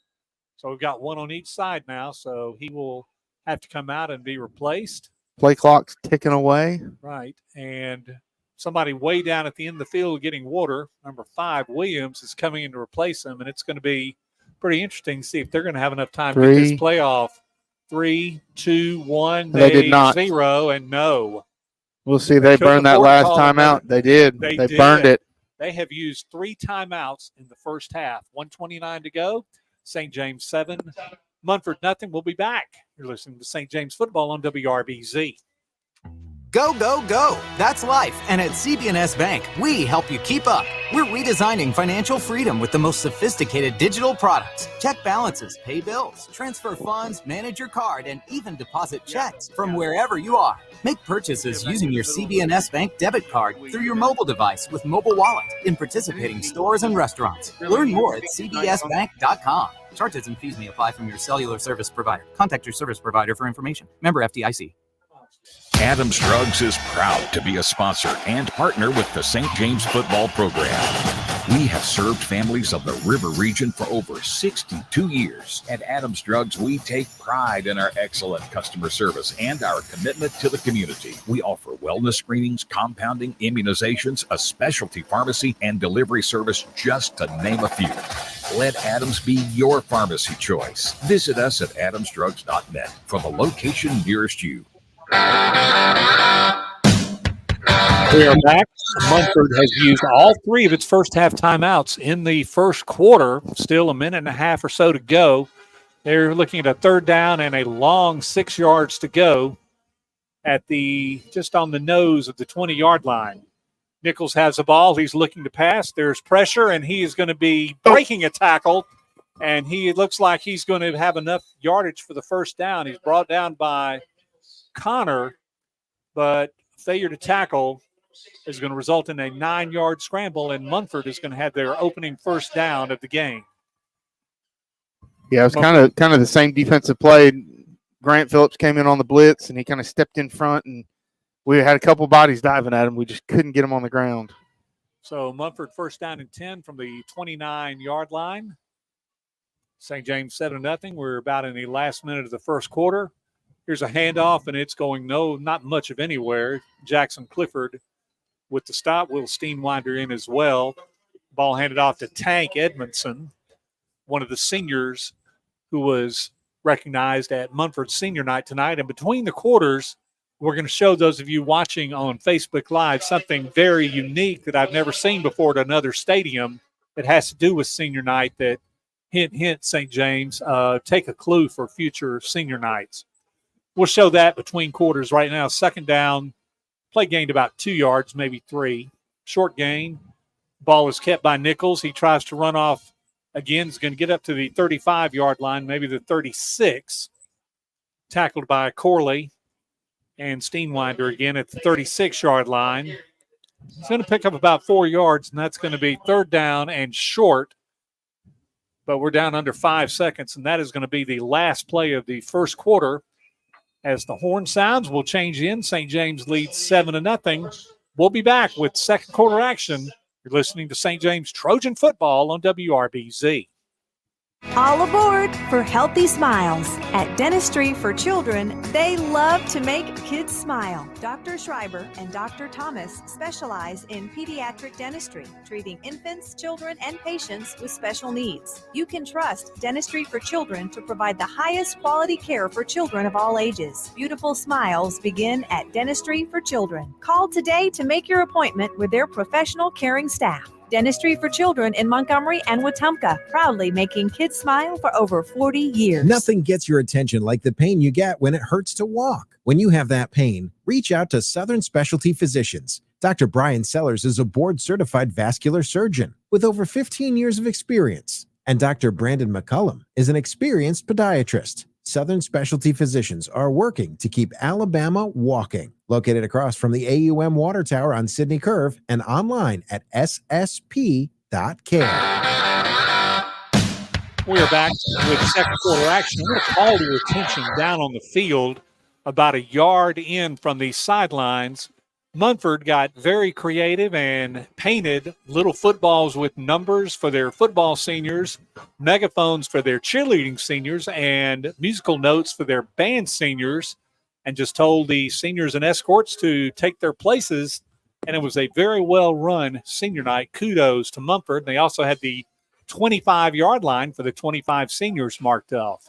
It's third down and about 4 yards to looked go. like he started early. And golly, it looked like that line started moving early. And now we got an now we extra. have a flag after the play. The game was good enough for the first down for Nichols. Took the ball across the 40-yard line, but there was action after the play was over. And now we've got another flag, which is thrown in the backfield. This could be the mouth of the first kid. The first flag on the same player. 2 flags on the same player. Could well be, and Munford is moving more backwards than St. James is. The play was good enough for a first down, but we have flags on 2 different. Could it be that we had a responder, but then the originator was caught as well? We could have offsetting penalties. We're waiting to see. The St. James coaches are looking with eagerness. Numbers are being taken down, and we've got another official. The knee pad enforcer gets into the play. So four of the 5 officials are going, and the ball is being marked backwards. And it is being moved back well backwards. So that's a 15-yard penalty. That is a 15-yard penalty, and we're doing it again. Back again. Munford is going to be punished. The second one might actually have to be half the distance, as I believe it was inside the 30-yard line. So I guess we had one immediately after the play had ended. They have decided to leave the chains where they are, so that must have taken place at least one of the penalties during the play. Wow. So it will not be first down and 10 from the 15-yard line. It will be third down and 25, 27 yards, plenty of yardage. And St. James doesn't seem too upset about the Munford coach, who is Michael Easley, is on the sidelines, and he's letting He's motioning to an assistant coach, and we got a player getting swapped out. Right. So now, okay, so we have, after those 2 penalties, we just had 2 more penalties, a personal foul against Munford and an unsportsmanlike conduct against St. James. So 4 major penalties on that play, but unfortunately for Munford, the first 2 were assessed to them, and coach may be wondering why the 4th penalty, it looked like, against St. James didn't offset. Yeah, St. James doesn't have a coach within 10 yards of an official. They're going to let this one play out. Probably a smart idea. And hopefully the marker has been set, third down at the 15-yard line. Yeah, I think we're a few minutes away from football happening again because the Munford coach has 2 of the officials on the sideline with him right now. And the official has sent the St. James players over to the sideline. We're going to keep it here because we have no idea how long this delay is going to be, but the Munford coach is asking a lot of questions and not getting very much satisfaction. Now they've called a referee in from the middle of the field. Like I said, I don't remember exactly where the ball was. It was third down and 3 or 4 yards to go. It was around the 36-yard line, a 15-yard penalty. The play ended with the ball getting to about the 41 or 42. That's right. The first down was made, so a 15-yard penalty there would be around the 27, 28-yard line, and half the distance from that would be about the 14 or 15-yard line. So yeah, I guess that looks about right. And apparently Munford's coach has gotten some degree of satisfaction, and he's telling his players now, there was a sideline warning also added, so he's telling them to back up, it appears, and now the referees will once again discuss what's going on. I bet Munford is just ready to run this third down play and get rid of the ball, perhaps. And St. James better make sure they don't react and get something called to them and give up, a free first down in this great situation. Munford in both of its drives have been pushed back mainly on their own accord. Yeah, we don't need any. You don't need any comments, any words, any extra pushes. Just play to the whistle, not through it. And the referee is, now he's going to go over to the St. James sidelines. He may have given some kind of warning that, further unsportsmanlike conduct penalties may result in ejection. So it must have been something major that took place. Yeah, I don't know. Aubrey was pointing. I don't know. We're speculating. We are, but we're 125 yards away from it and 3 stories high and got a good vantage point for it. Fantastic, yes. But we are just guessing. But we know that some things were said, but now we just, like you said, the defense needs to just play a good, solid play. Yeah, just pin their ears back and, cover your gaps. Well, now keep the ball in front have of you. Changed the down marker, though. They've changed it to first down. Yeah. Which, if it is first down, it would not be first down and 40 because they would have to move the yard markers because a first down was made. So that would be more of a. St. James would be thrilled to death to have first down and 30. I think they'd like 3rd and 27 more. I agree. But either way, I don't think they're going to argue too much. No, but it looks like the chains are going to stay the same. It will be a first down. So Munford did earn a first down. But we'll be back at the 14-yard line, and there seems to be just confusion on both sides of the field of the players. The officials are still talking to each other. Still talking. And let's play ball. Okay, the ball is singled into play. It is officially first down and 30 yards to go for Munford from their own 15-yard line. Munford has 2 wide receivers on the near sideline, and let's play football 10 seconds into the second quarter. Here's a handoff wide. Looks like a bit of a hole, but it wasn't called. Thomas takes the ball and runs into Connor at the 20-yard line. So that's going to be a pickup of about 5 yards. Here's something we do understand the situation. So it's now currently 20-0 Tallahassee over Talladega. Okay, and that's the way the rest of that game will go, most likely. Tallahassee playing again at home this week, enjoying some of the turf at Hot O'Brien Stadium. It is second down and looks like 20 yards to go from the 21-yard line. So it really wasn't quite 30 yards to go. Handoff again and finding a small hole but being forced out of bounds. Tank Edmondson, who looks like their runner du jour, knocked out of bounds by Zukowski. Yep. Craig was assisting as well. He's going to move up to the 24-yard line, so that'll be at a 3-yard gain. Third down and looks like about 14 yards to go.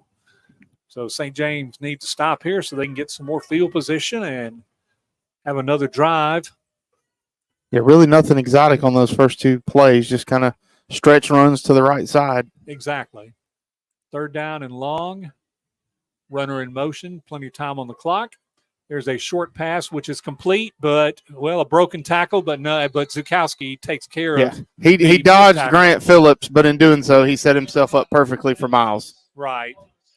And Zukowski put him down and a little slow for the injured player to get up. That was that's not the quarterback. That's number 5, Williams.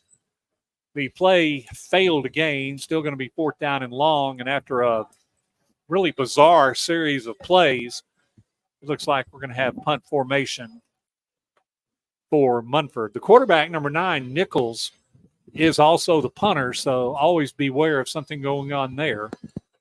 It's a good snap, and it's a terrible punt.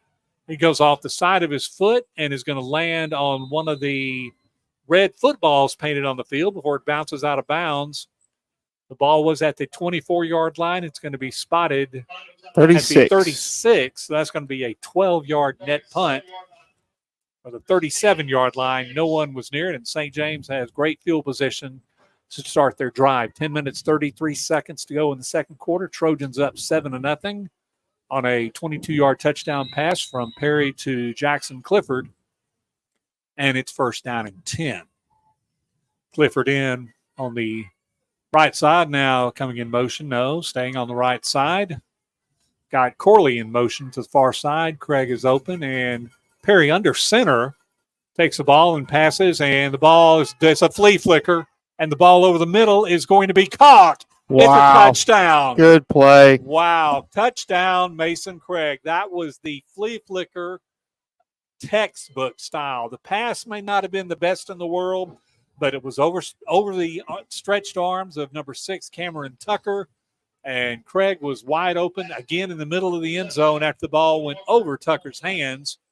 And it's a touchdown for St. James very quickly, 13-0. Yeah, now we're in a situation where it looks like they've thrown a flag on probably a celebration. Yeah, almost certainly. But Like I didn't see a Munford player near him, so I don't know that he could have said anything. That's true. Or motioned or anything, but they haven't moved they have not assessed it on the PAT, or they haven't said it yet, I guess. They have not. What they may do is decide to assess the penalty on the kickoff. Yep. Dead ball, unsportsmanlike conduct call against St. James, and I have a feeling that the referees are not going to tolerate anything. No, which really they shouldn't in with what happened earlier. It looks like the penalty will be accepted on the kickoff. Hines in to attempt the regular distance extra point. Braylon Corley is his holder. And the snap, of course, looks like and the kick is nicely up and good. 14-0, 10:22 remaining in the first half. St. James up. We'll be back. You're listening to St. James Football on WRBZ. A fire can spread through your home or business in less than 2 minutes. That's why it's important to think ahead and have the proper fire protection installed before it's needed. Brendel Sprinkler Company can inspect your current system and help make sure that you have the proper equipment when it's needed. Brendel works in new construction, existing homes, and renovations. They not only want to help extinguish fires, they want to save lives. Since 1960, with over 5,000 successful installations. Find them online at brendelsprinkler.com. Welcome to Flavor Showdown! It's time for the lightning round. A snack that's actually a meal. Zaxby's Big Zax Snack? A superhero would have this superpower. Grilled chicken sandwich vision! Now your favorite Zaxby's meals are only $5.99. The Big Zax Snack, boneless wings, kickin' chicken sandwich, chicken finger sandwich, or the grilled chicken sandwich meal, each served with crinkle fries and a 22-ounce drink. Zaxby's, friends, family, flavor. Limited time only. Participating locations only. We are back, and as suspected, the kickoff was pushed back to the 25-yard line. Hines goes deep. It's fielded at the 16-yard line. Number 5, Jalen Williams, was whirled around, but apparently his knee never hit the ground. He's going to be out across the 40 to the 42-yard line, and Munford will have first down and 10 there. 14-0 St. James. Munford has used all their timeouts in the first half, so they'll have to be efficient with their play calling because they cannot stop the clock, and 5-yard delay of game penalties will be the result. First down and 10. The field, it's not green. It's we're a little farther north. It's been dry this month. It's a good field. Has a kind of peculiar drop off as soon as you get to the sidelines, almost a 2-foot drop off with the drainage. It would not be able to hold a regulation soccer field. First and 10, the ball is fumbled, and St. James has it. That was a strange-looking handoff to start, and Jackson Clifford falls on the ball at the 40-yard line. Charlie Cutler got into the backfield pretty quick, and Jackson Clifford and 55 Will Wright were standing there just looking for the ball. Waiting for the ball, and Clifford fell on it, and St. James is doing what they got done to them last week. They're getting turnovers. Of course, they've had one themselves, but no damage came to that. St. James in good position at the 41-yard line. First down, already up 14-0. Perry is in the shotgun. First and 10. Checking on some arrangements in the line. C.J. Edwards turning around, giving some information. Ball handed off to Phillips, and he is going to be slung down at the line of scrimmage. Thanks. Grant Phillips. Good tackle. Yeah, that's the first run of Grant that didn't produce yardage. Right, number He's 60. been plugging Devin away Elder pretty was good. was the only player really near him in the middle, but just managed to grab him and sling him down for no gain. 2nd down and 10. Clifford, who just recovered the fumble, coming in along with Hines to bring in the play. Wilson Aman, who's getting advanced time. You know, he's a special team stalwart, but he's getting plenty of time in the wideout position as well. Here's a handoff at the middle, and good running hole is Phillips. He's broken a tackle. He's at the 25, 20, 10. Is he going to get in all the way? No, I don't think so. He's going to be knocked out of bounds at maybe the 2 or the 1 yard line. About a 40-yarder right there. Great run, and it was that left side, like you said again. It's that same. It's been over that left side. Right. So now I'm going to have to get up as got just a little bit of a window issue, but they're going to mark the ball at the 2 yard line. It'll be 1st down and goal. St. James only had 10 men on the field, so they're bringing in Craig to fill in a hole. It'll be a tight setup. Play went out of bounds, so the clock is stopped at 9:07. More than 10 seconds on the play clock. Perry under center. Will he take it straight up the middle? He will. And he is going to get into the end zone. Touchdown. Little tush push action. Absolutely. And there goes another flag, and it hits poor Perry in the helmet as it comes by. Whitehead threw the flag as soon as the touchdown was scored. It must be verbal because I'm not seeing any pushing, any shoving, anybody laying on each other, nothing extra. No contact, and but it's on us. They're motioning to the Mumford coaches. We'll take it on the kickoff. Right. I mean, there's got to be Coach Blackwell needs to emphasize. We can't afford to have. Yeah. Guys, let's just shut up, shut your mouths and play football. Right. I mean, that's all we can say. Looking over, remember 2 penalties like that could result in an ejection, and we certainly don't want that to happen. That's already happened once this season. Dead ball, unsportsmanlike conduct is the call once again. It will be enforced on the kickoff. But St. James is up 20-0, still 8:59 to go in the second quarter. And Hines ready to attempt the extra point. Somebody got a running start, but it didn't matter. Kick is still good. I thought we might see a flag there. We didn't. St. James 21, Munford nothing. We'll be back. St. James football on WRBZ. Do you ever see someone with a smile on their face and wonder, what have they been doing? It could be because they just left the offices of Montgomery Dentistry on Woodmere Boulevard. Doctors Anderson, Robertson, and Bootner have over 55 years combined dental experience and are proud to be an active part of the St. James community. Montgomery Dentistry accepts most major dental insurance plans, as well as offering an in-house discounted membership plan for patients without insurance. Montgomery Dentistry on Woodmere Boulevard. Visit them at montgomerydentistry.com. A Regions checking account can help you take your next step in life by giving you smarter, more convenient ways to manage your money. Open a Regions checking account today and bank safely and securely in a branch, online, on your phone, or with a phone call. You'll also love conveniences like text alerts, Regions mobile deposit, and our new bill pay system. Ready to move your life forward? To open a Regions checking account today, visit a branch or log on to regions.com/open now. Regions Bank. Message and data fees may apply to mobile services. Mobile deposit subject to fees. James about to kick off, leading 21-0 again from the 25-yard line. Of course, J.R. Brown with Steve Cutler, IT guru, and the kickoff is deep, fielded at the 19-yard line, maybe. This looks like number 4, McCoy, and looks like about the same gain as the last play. Is going to be taken down by Craig at the 40-yard line. It's actually 5 Williams, not number 4 McCoy. That ball tried to start popping loose there at the end. It did. But it's good to see Hines kicking the ball away. Of course, you don't want to try pooch kicks from your own 25-yard line. That very rarely would have a good result. So 1st down and 10 for Munford. They've had 3 drives, and they've gone backward each time. Like I said, most of the time by bad plays. They've had penalties. And this game has been full of penalties. It'll be interesting to see that stat at the end of the game. 1st and 10. Here's the pass over the middle. It is caught and going out of bounds on the near sidelines. That's 3, Tank Edmondson. Knocked out of bounds by Craig.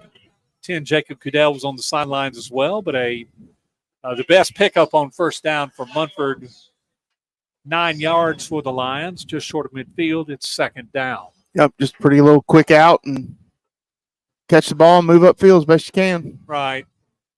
Munford had 12 men on the field. They were allowed to let the 12th man go off. Hand up off the middle into Trojan territory, but not much further. I'm telling you what, it's a good thing they went over left guard because Will Steinwinder absolutely obliterated his right guard. Yes. Like I said, it was a short yardage only needed play. The ball into St. James territory at the 48-yard line, a 3-yard gain. Looks like Edmondson's now the running back they're using. So 1st down, number 3 for the Lions in St. James territory. And somebody got an early start there. And it's a deep throw, and the ball is caught. We got an early start. That's number 28. There's another Austin flag Wynn. down here on the 20. There is a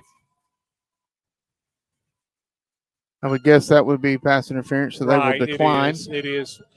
That was a perfectly thrown ball. Wynn was well past his receiver and was brought down.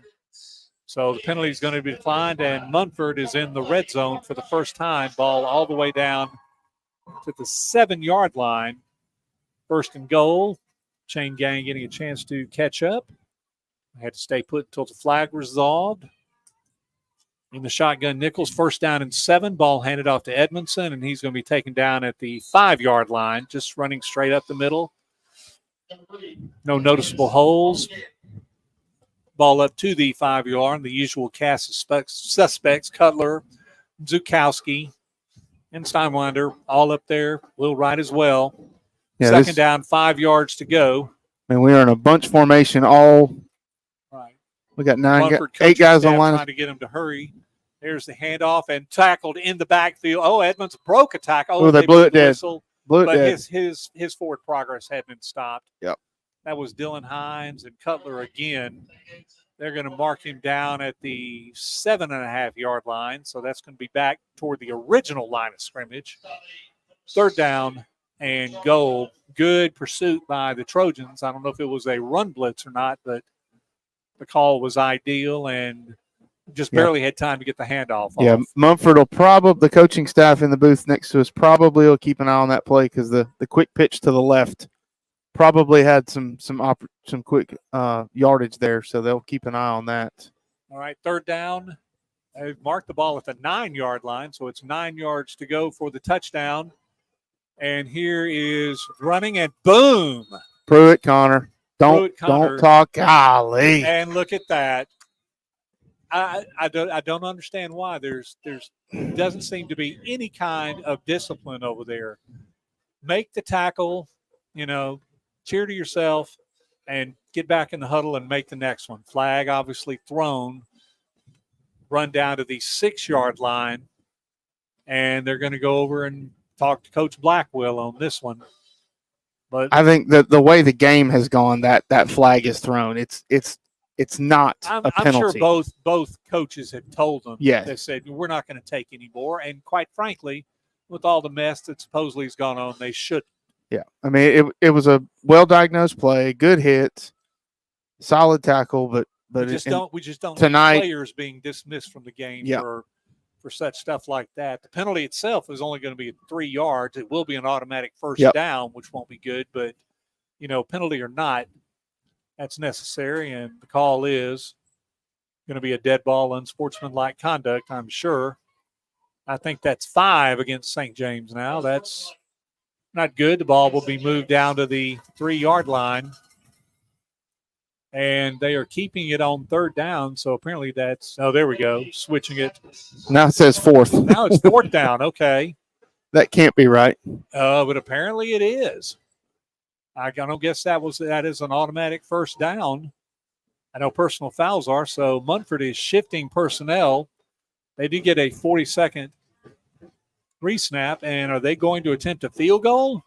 It looks like they are. Number 35, Sergio Organo. We got a guy running in We got a late. guy in who I don't know if he's going to be the snapper or anything like that. We got a football loose on the field. Anyway, a field goal attempt, and it looks like it's going to be good.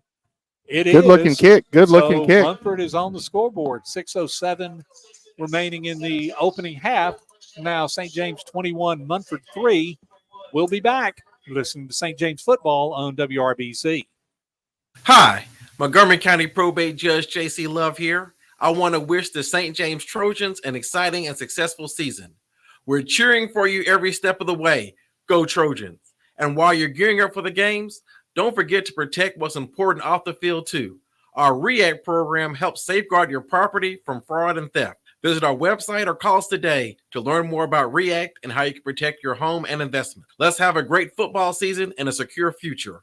Go Trojans. If you want to see your money grow without a whole lot of fuss, well, you're sure to find some peace of mind at Riverbank and Trust. Hi, this is Billy Wiggum with Riverbank and Trust. When you need a winning game plan for your finances, trust our home team of community bankers. From local banking expertise to newest innovations in technology, we have all the right strategies for your financial success. Experience the home team advantage for yourself at Riverbank and Trust. Equal housing lender, member FDIC. Number 35, Organo, kicks off for Munford. A squibber down the middle, took a high hop, was fielded by Will Wright, and he went immediately to the ground at the 31-yard line. I guess kick returning is probably not his forte. He was probably instructed that wherever to the case, just to head down to the ground. That probably comes late in practice. Right. So St. James 1st and 10 at the 31-yard line. The shutout is gone, but St. James still well in control. 21-3 was still over half of the second quarter remaining. Let's see if we can get down the field without any yellow flags thrown. Good thing the field's not wet or we'd have dirty flags. Perry is going deep. Craig is open as he can get the ball. No, it's thrown a little bit too far inside and incomplete. Corley was down there as well. Yeah, I don't. We had two guys within about 6 yards of each other downfield. I don't know I don't know the route combo on that one. No, seems like when the two of them get together, there's, I don't know if there's some kind of magnetism or something, but they just can't seem to work out. Of course, now that was Michael Hassel down there. I'd like to see us go back to some of that running through that left side you've been talking about. Absolutely. Now it is the short side of the field, and they have changed defensive tackles now in number 10, Jacob Borden, but it's still worth a try. Phillips has a big hole up the middle. He is grabbed by the jersey and is going to dive forward to the 39-yard line. Good pickup on second down. Yeah, he went about 6 yards before they got the back of the jersey, and he fell another yard or two forward. Number 60, Devin Elder, managed to tackle him, but he's a little gimpy on the play. That's going to be an 8-yard gain, 3rd down and 2. St. James, their own 39-yard line. We're inside 5.5 minutes. Looking to the sidelines, may have a different call. No, the ball's given up to Phillips, and he is going to be up near the first down. And he's good breaking movement. tackle, and he had 6 men on him, and they couldn't bring him down. And that was all Grant Phillips right there. Yeah, he was probably a yard short, and next thing you know, he's got the first down by 4 yards easy. Right, very good. And that was you could have credited the tackle to any of 5 Lions there. Number 26, Braden Hill, will get credit for that tackle, but St. James continues the drive under 5 minutes to go in the half, leading 21-3. Another score will be good as Munford, and I'll get it right this week, Munford will be the recipients of the ball to start the third quarter. Handoff maybe a little slow. That play looked broken, and Phillips is going to be taken down in the backfield. Looked like Catchings was going in motion, but wasn't sure if he should go all the way across or not. I think it messed up the timing of the play. Phillips lucky to get a clean handoff and hold on to the ball. He's going to be dropped back at the 41-yard line, a 3-yard loss. So it'll be second down for the Trojans. Looking to the sidelines, and we're getting the play called in, being passed on. 18 seconds on the play clock. Wilson A-man back in, along with Catchings on the near sidelines.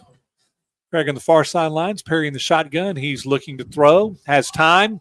Throws over the middle. Wow, wide It's open. Corley. He's at the 50, the 40, the 30, and he's going to run out of bounds just short of the senior night 25-yard line in Munford territory. About a 32-yard pass there. Fantastic. And as opposed to the slant, they seem to be running mostly against Tallahassee up the middle. Yep. That one was kind of like the off left guard run, except it was a pass the left guard toward the sidelines pass, and Corley had no defenders within 5 yards of him, had a nice gain. First down, St. James in Lion territory. Looked like they marked the ball at the 27-yard line. Phillips in the backfield. Perry again to throw. He has time, and over the middle, it's caught. Is that Corley? Braylon, It is, yep. And he breaks a tackle. Touchdown. Just hand it to the referee. Just hand it to him. Yeah, Thank just you. give him the ball. That's it. Now, that play was almost exactly the same, maybe a little bit more of a post pattern, but it was up the middle. And 2 plays in a row, Corley just escaped defenders, and St. James has increased their lead to almost 4 touchdowns. So that's 3 touchdown passes for Perry. His career high is 4. He got that, I believe, against Claiborne County. We'll see if he can beat that. 3:46 to go in the half, and Dylan Hines is in to attempt yet another point. He's only had 1 miss this year, and for that's what happened on the 1 miss. One of the offenders got a head start running. So now, see, St. James has an interesting option here. They can wait and take the 5-yard penalty on the kickoff if they want, which, I mean, what's 1 yard going to do? Unless they decide for some reason to go for 2, which is unlikely. But St. James, they are not going to take the penalty, so they may have declined it just outright or take it on the kickoff. Here's a kick, and Hines' kick is good. Right down the middle, 3:46 to go until halftime. St. James 28. Munford 3. You're listening to St. James Football on WRBZ. Hello, I'm Sheriff Derek Cunningham of the Montgomery County Sheriff's Office. I'm glad to see that you are a proud supporter of St. James football, but also remember, when you're going out to the football game, make sure you pack a designated driver. Right now, during the holiday season and coming up holiday season, we can see a lot of people on the roads, and we want you to feel safe. So make sure when you're packing your tailgate supplies that you pack a designated driver. Discover your stunning new look at Doug's 2 Salon. Find your breathtaking new hairstyle or color with our expert stylists and salon artists, and look absolutely radiant with our extensions, balayage, and keratin treatments. You'll find products from Aveda and Bumble & Bumble. So even when you leave the salon, you keep looking sensational. Call to make your appointment and look and feel amazing today. We're back. Still in the second quarter of play. St. James up 28-3. 3 Chase Perry touchdown passes to 3 different receivers whose last names start with C, and a rushing touchdown as well. And Hines preparing to kick off. This is a lone line drive, which takes a bounce. It is fielded at the 9-yard line, not going to the end zone, and finding some room on the far sidelines is Tank Edmondson. That is Tank Edmondson. He's taken out of bounds at the 30-yard line. Andrew Soleda.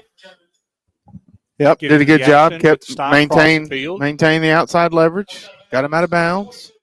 And they'll spot the ball at the 30-yard line. That ball looked like it was going to hop, take one of those fantastic hops that you want to see on an onside kick and bounce over and go into the end zone, but a 10-yard gain on the net. So Munford down 3-28, first down and 10 from their own 30-yard line. They have double splits on both sides. And the pass is short, complete to McCoy. Gets by the one block on a well set up play. Craig takes him down at the 38-yard line. Still a good gain on first down, 8 yards. Seems to be Munford's been getting good first down gains, but some kind of malfunction on second down. Let's see if they call another play. Need to make sure they get it in. They got a friendly 40-second reset of the clock that time, so plenty of time. Here's about the same play. It's caught and going for a first down. The ball caught by Cameron Tucker.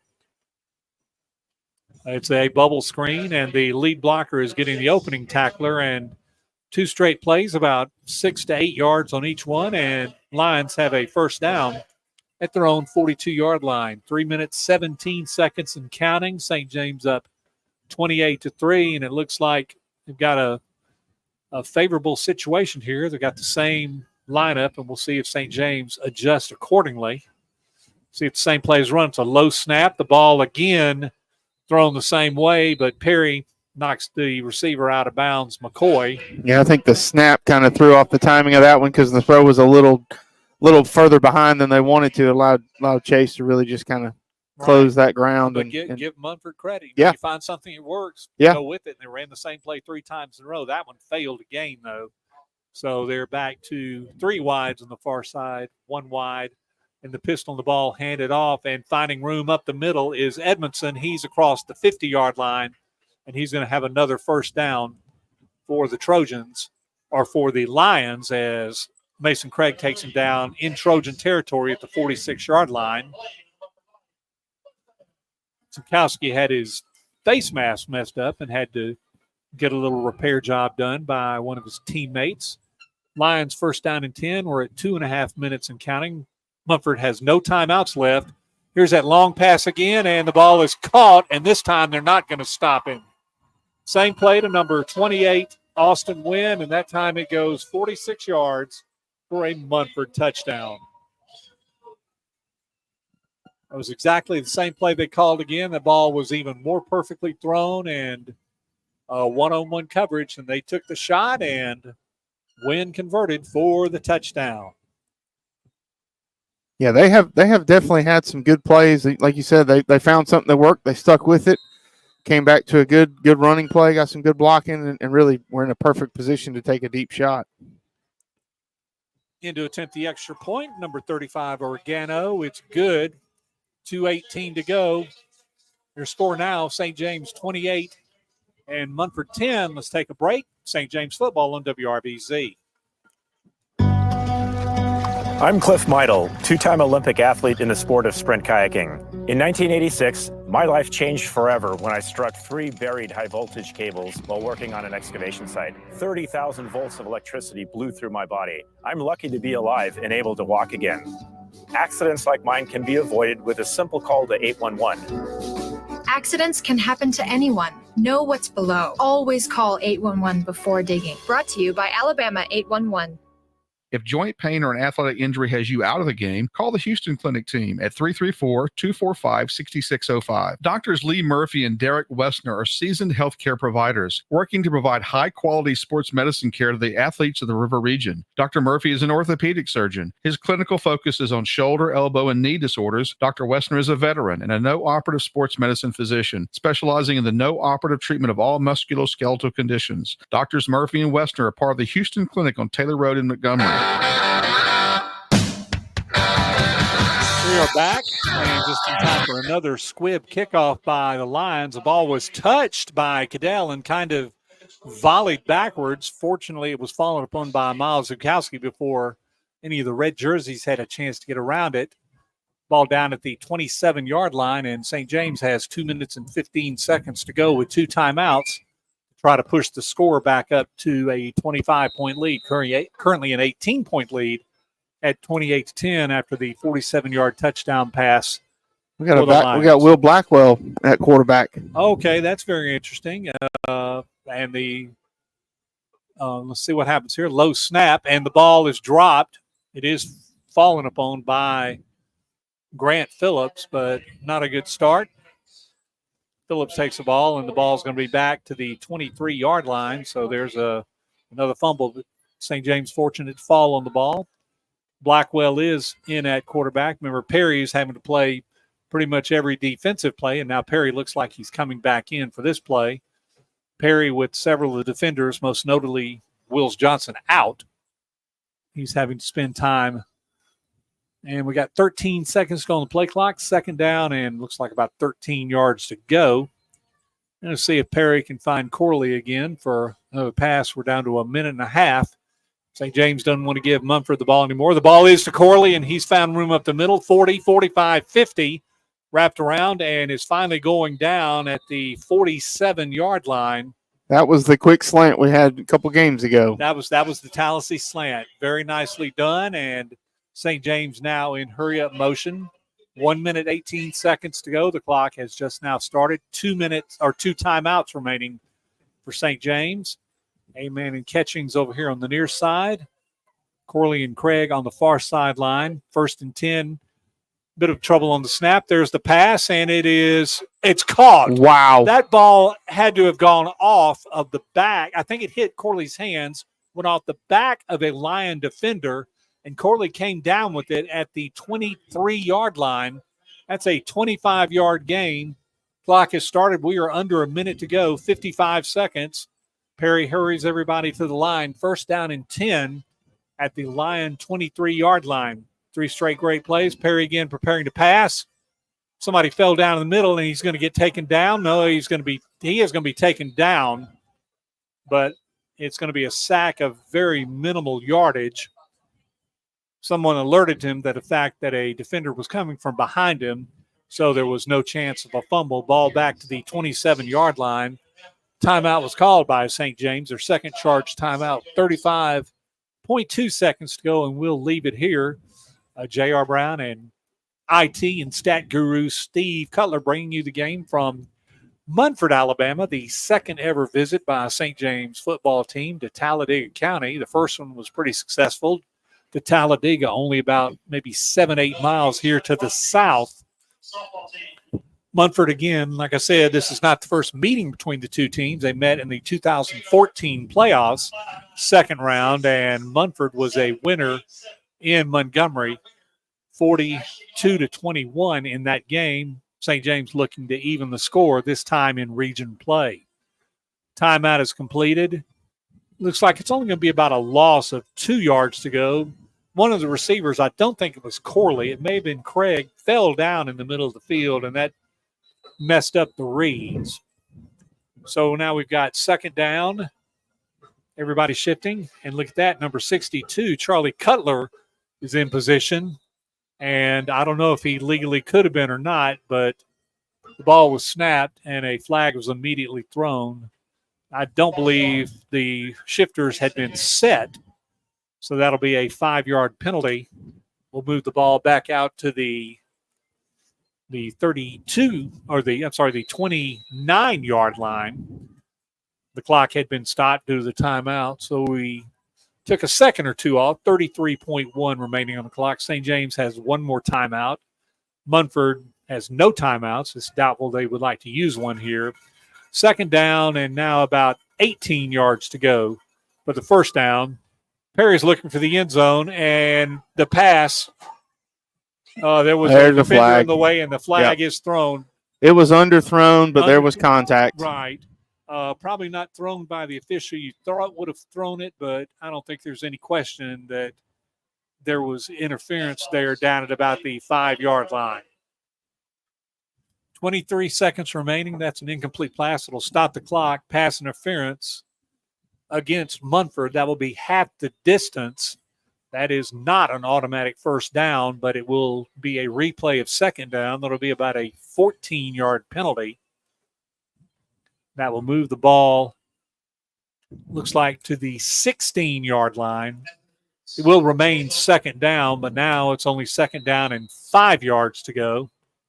Although with only 23 seconds, the 1st down is probably not of prime importance. St. James could get a 1st down and temporarily stop the clock. They have one more left. Low snap. Yeah, we were not set. We were not set again. That was more of the line than the wideouts. Yeah, Grant Phillips had kind of motioned from the right side of Chase to the left, and I don't think he was set, and I think the left side got a little too antsy. So we're going back and forth in penalties, back out to the 21-yard line, let's call it.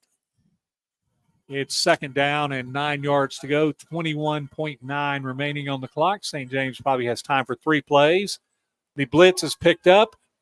Pass over the middle is caught. Nope, it off inbound? his fingers. Oh, it's off his fingers. Incomplete into a dark corner. Good defense. A perfect pass. Looks like that was to Corley in the end zone. Yeah, good play. We're gonna have a few seconds of time because the official had to chase down that ball out on the track out there. Right. And like I said, this field has an 8-lane asphalt track around the entire field, but just off the sidelines there is a dip of about 2 feet drainage, and there are drains at each of the 30-yard lines on both sides of the field, and it could be dangerous. Third down, Perry's pass over the middle is caught. Corley has the ball, and he's going to be taken down inside the ball, and I think St. James is going to try to get a timeout. They do. They get their third timeout. Chase stood in there and absolutely got hammered. Yeah, he did. But there was coverage, but Corley caught the ball, and he's going to be down inside. That was good enough for a first down. Looks like the ball is going to be at, hard to see from here, maybe the 6-yard line, something like that. 5 on the scoreboard. We'll go with that. And 5.9, so possibly time for 2 plays, but do you wait and try to set up a play? Do you possibly go for a field goal here? I don't think so. They may do so if the play is incomplete and there's maybe a second or so left on the clock. Hines is in the game, of course, not in kick formation. Both teams have exhausted all their timeouts. St. James has a first down, which now is kind of meaningless because they got 5 yards, first and goal, and Perry needs to throw the ball quick or make sure he finds his target. Over the middle, he finds Corley, and he found his target, and he's got a touchdown as the clock runs out. Yep, good play. Kind of brought him in motion from the edge of the sideline back into the middle of the field, and he was there. So Perry is responsible for 5 touchdowns in the first half. That's 4 touchdown passes. That's the second one to Corley. He'll be given credit for 5 yards there. And on the last official play of the first half, St. James is going to try to boost that lead back up to 25 points with the Hines extra point, which we're waiting for. And there's a snap. Kick is up, and it's good. That one wasn't the most straight in the world, but it's good enough. 35-10 St. James. We have reached halftime. Coming up, be sure to listen to what's happening at St. James. Be sure to watch on Facebook Live. We'll be back in 23 minutes with the second half. Munford will get the opening kickoff, and we may try to go through some of these playoff possibilities with some scores. St. James 35 and Munford 10. It's halftime. You're listening to St. James football on WRBZ. Go, go, go. That's life. And at CB&S Bank, we help you keep up. We're redesigning financial freedom with the most sophisticated digital products. Check balances, pay bills, transfer funds, manage your card, and even deposit checks from wherever you are. Make purchases using your CB&S Bank debit card through your mobile device with Mobile Wallet in participating stores and restaurants. Learn more at cbsbank.com. Charges and fees may apply from your cellular service provider. Contact your service provider for information. Member FDIC. Adams Drugs is proud to be a sponsor and partner with the St. James football program. We have served families of the River Region for over 62 years. At Adams Drugs, we take pride in our excellent customer service and our commitment to the community. We offer wellness screenings, compounding, immunizations, a specialty pharmacy, and delivery service, just to name a few. Let Adams be your pharmacy choice. Visit us at adamsdrugs.net for the location nearest you. All aboard for Healthy Smiles. At Dentistry for Children, they love to make kids smile. Dr. Schreiber and Dr. Thomas specialize in pediatric dentistry, treating infants, children, and patients with special needs. You can trust Dentistry for Children to provide the highest quality care for children of all ages. Beautiful smiles begin at Dentistry for Children. Call today to make your appointment with their professional caring staff. Dentistry for Children in Montgomery and Wetumpka, proudly making kids smile for over 40 years. Nothing gets your attention like the pain you get when it hurts to walk. When you have that pain, reach out to Southern Specialty Physicians. Dr. Brian Sellers is a board-certified vascular surgeon with over 15 years of experience. And Dr. Brandon McCullum is an experienced podiatrist. Southern Specialty Physicians are working to keep Alabama walking. Located across from the AUM Water Tower on Sydney Curve and online at ssp.care. And welcome to this week's Trojan Spotlight. My name is Alyssa Cantrell, and I'm the Director of Advancement at St. James School. This week, I am so happy to have Cole Simon joining us. He is a 2002 alumni of St. James School. Cole, how are you? I'm doing great. How are you? Good. So you graduated in 2002. Tell me what life looked like after graduation. Yeah, so graduated, like you said, in 2002. Went to school at Auburn. Finished there in 2006.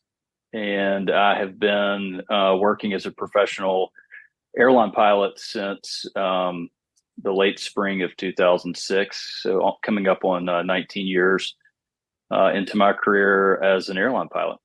Awesome. You live in Birmingham, right? I do. I live in Birmingham. I fly for FedEx out of Memphis, so I commute to work. But I have two kids and a wife, and we're all here in Birmingham. I've been here since 2006. Awesome. Okay, tell me a little bit about your St. James days. What were you involved in? What did you do? Things like that.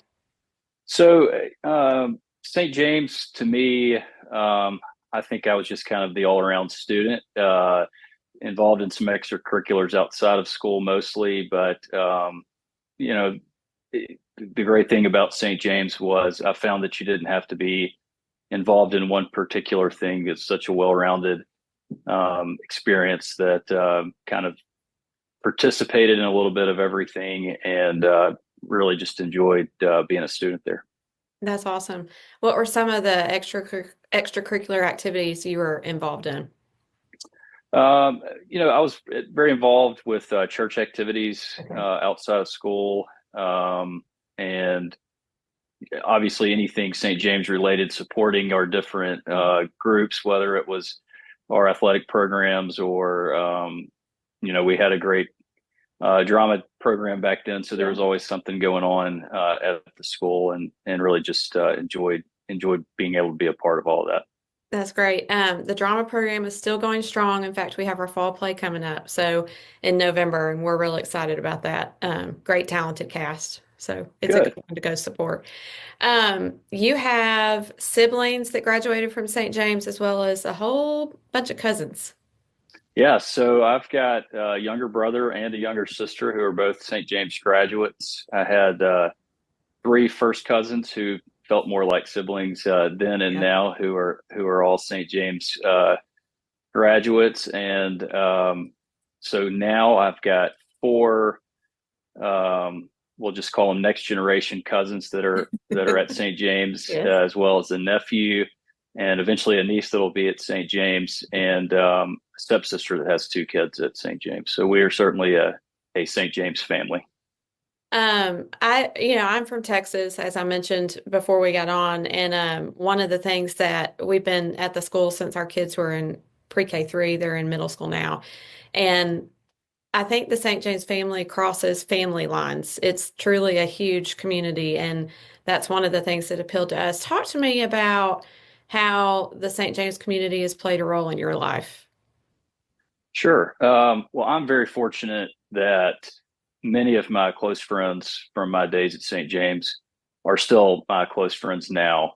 And we've got a great network, and it has just been really wonderful to watch so many of them succeed in life, and whether professionally, personally, or both. And so to me, that network of supportive friends and family that are with you for certainly the good times and some of the not so good times, that you've just always got that really strong foundation to have at your side. So that's really been a blessing.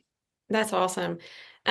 You've talked about how all your St. James friends are succeeding, well beyond St. James.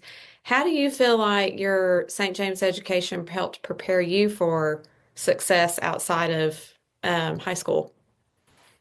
Well, I think one of the really benefits of a St. James education. Like I said earlier, I've always thought that St. James is truly offers the most well-rounded education in the river region, as far as there's something for everyone. And no matter what your talent or skill set is, St. James is there to foster that and to make it better. So for me personally, beyond Auburn, I continued my education at the University of Mississippi School of Law, and was able to achieve a graduate certificate in air and space law. And some of those skills, in order to be successful in that program, I really credit to the foundation that I had at St. James. And I've watched a lot of my friends succeed, whether it's in law or business, or multiple endeavors that they've attempted and really been successful. And I know they would also credit the really solid foundation that they had at St. James to propel them on in college and beyond. So it's really been a treat to see that. That's amazing. We take great pride, as you've kind of talked about the well-rounded experience. We take great pride in developing the whole child. So, not just the student or the athlete or the, drama creative side of a student, but also their character and who they are, in all aspects of their life. And it sounds like that was certainly the experience that you had when you were here as well. Oh, absolutely. And I'm sure that the faculty and staff now is just as great as it was 20 plus years ago. But I was really fortunate to have learned from some of the legends that were part of St. James. So it's I know that's continuing on now. Yeah, I've heard some stories about those legends. Last question. If you are talking to somebody about why you think St. James would be a great place to send their students, what would you tell them?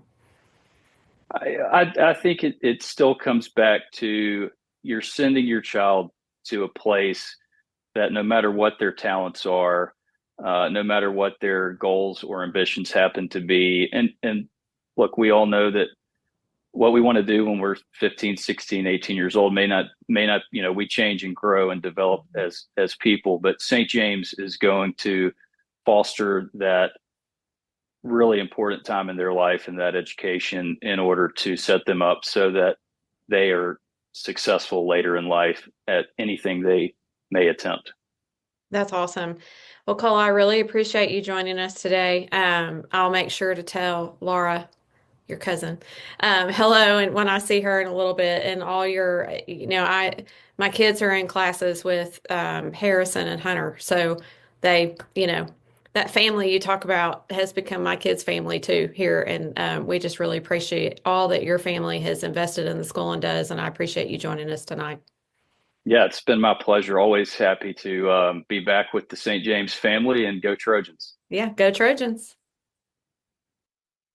Has an accident cramped your style? At Montgomery Paint and Body, we turn uh-oh into wow. Whether it's a tiny fender bender or total body repair, we'll have your ride looking stunning, maybe even better than before. When life throws a collision your way, count on us to smooth out the stress. We don't just fix cars. We treat every customer like family, because that's what the Turners are all about. From little fender benders to total body repair, visit Montgomery Paint and Body, East Shirley Lane on the East Boulevard, or call 27-REC. At Montgomery Paint and Body, your vehicle will be as good as new, maybe better. Welcome to Flavor Showdown!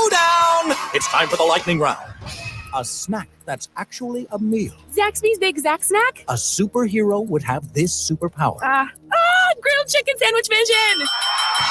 Now your favorite Zaxby's meals are only $5.99. The Big Zax Snack, boneless wings, kickin' chicken sandwich, chicken finger sandwich, or the grilled chicken sandwich meal, each served with crinkle fries and a 22-ounce drink. Zaxby's, friends, family, flavor. Limited time only. Participating locations only. Want to see your money grow without a whole lot of fuss? Well, you're sure to find some peace of mind at Riverbank and Trust. This is Polly Hardigree, Montgomery County President at Riverbank and Trust. As your hometown community bank, we are proud to support local high school sports programs, especially St. James Friday Night Lights. Go Trojans! Best wishes on a great season. Equal Housing Lender, member FDIC. Do you ever see someone with a smile on their face and wonder, what have they been doing? It could be because they just left the offices of Montgomery Dentistry on Woodmere Boulevard. Doctors Anderson, Robertson, and Bootner have over 55 years combined dental experience and are proud to be an active part of the St. James community. Montgomery Dentistry accepts most major dental insurance plans, as well as offering an in-house discounted membership plan for patients without insurance. Montgomery Dentistry on Woodmere Boulevard. Visit them at montgomerydentistry.com. We are back at Munford Stadium, halftime. St. James enjoying a 35-10 lead over the Munford Lions. It was definitely the Chase Perry show in the first half. He was responsible for 5 touchdowns, tied his career high of 4 touchdown passes, 1 to Jackson Clifford, 1 to Mason Craig, and a pair to Raylan Corley, including on the last play of the first half, a 5-yarder. He also got credit for a 2-yard touchdown run. So it was amazing. The score was 7-0 at the end of the first quarter, and then a scoring barrage in the second quarter after a penalty barrage at the end of the first quarter.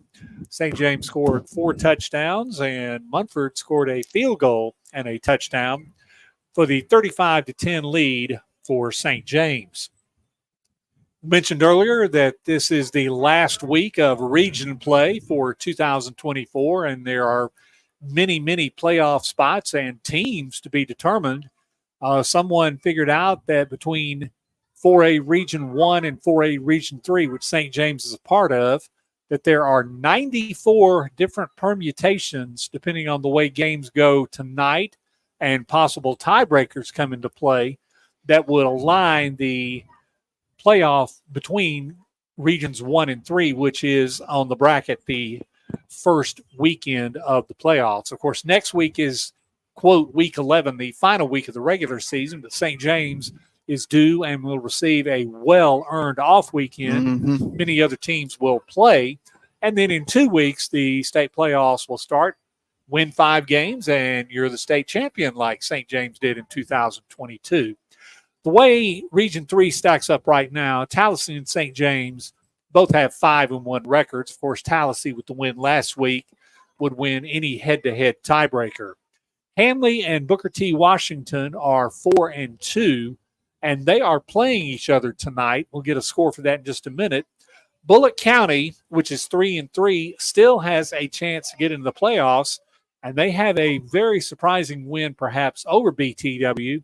If BTW loses and Bullock County wins, each of those teams would have 3 losses, and Bullock County would actually earn the right to get in the playoffs, and they would get to travel down to Jackson, the number 1 team in the state, which is almost a consensus pick to represent 4A in the game in Auburn this year. And then over in Region 1, it's a little more interesting. The top 4 teams, Jackson has already clinched the region. They are 5-0. They will be the number 1 seed, and they will host the number 4 seed from Region 3.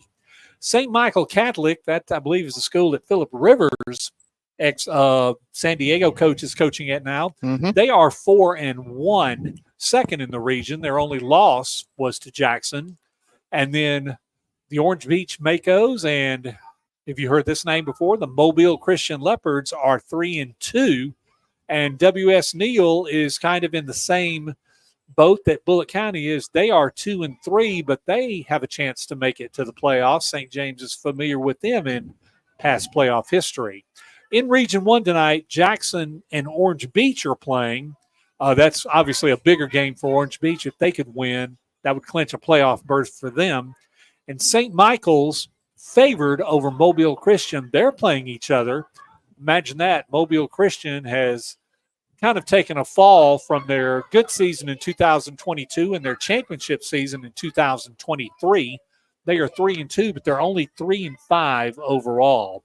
I'm going to pass it now to the stats guru, Steve Cutler. He's going to give us some first half stats and maybe get us updated on some of those scores, and maybe things will become a little bit clearer. Yeah, here we go. All right, so stats for the first half. Obviously, like you said, Chase Perry, a lot of offensive production out of the Trojans just in general.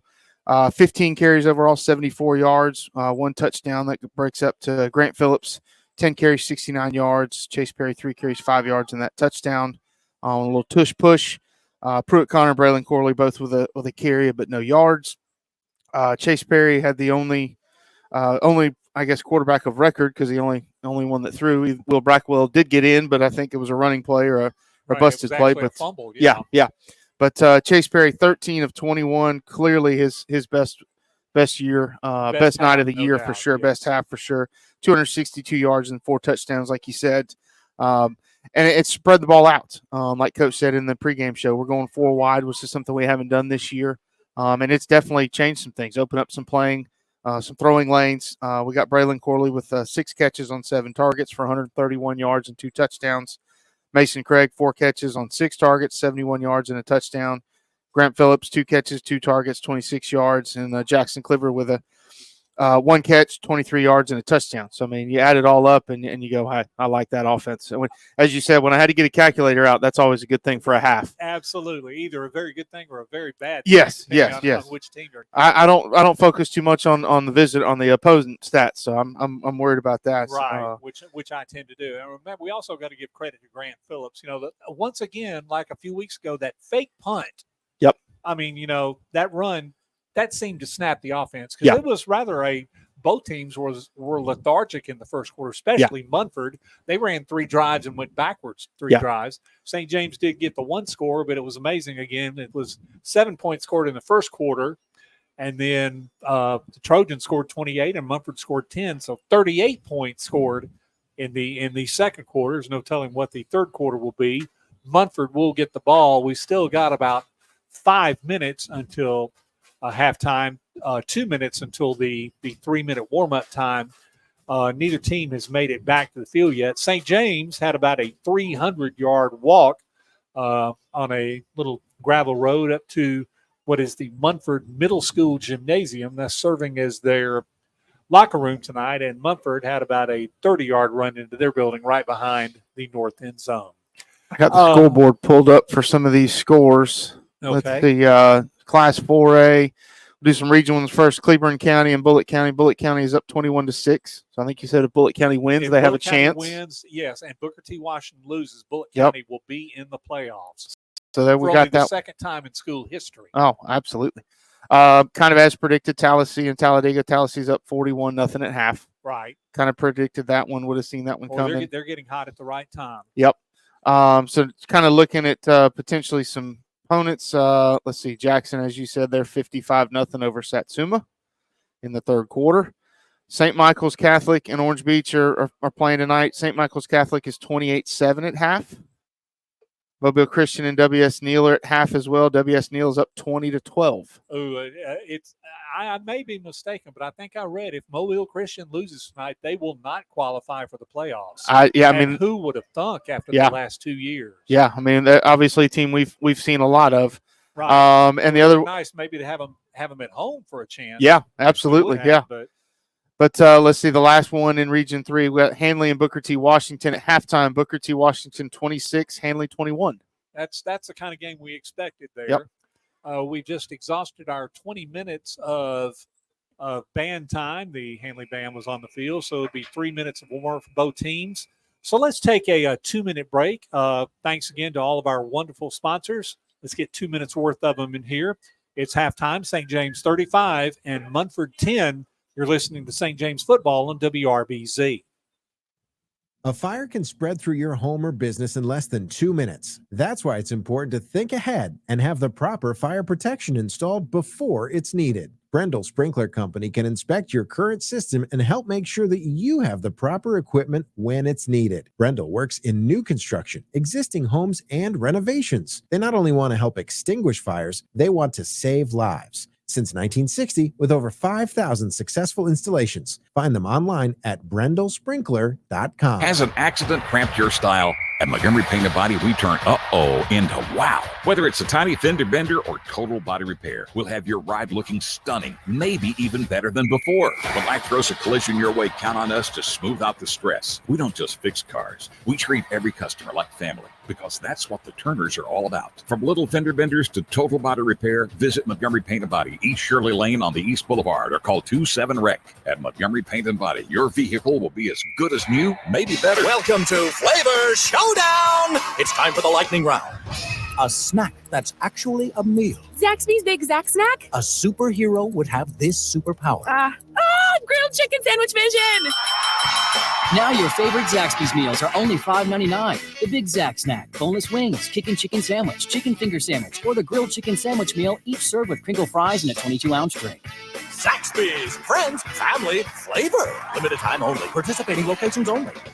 If you want to see your money grow without a whole lot of fuss, well, you're sure to find some peace of mind at Riverbank and Trust. Hi, this is Billy Wiggum with Riverbank and Trust. When you need a winning game plan for your finances, trust our home team of community bankers. From local banking expertise to newest innovations and technology, we have all the right strategies for your financial success. Experience the home team advantage for yourself at Riverbank and Trust, equal housing lender, member FDIC.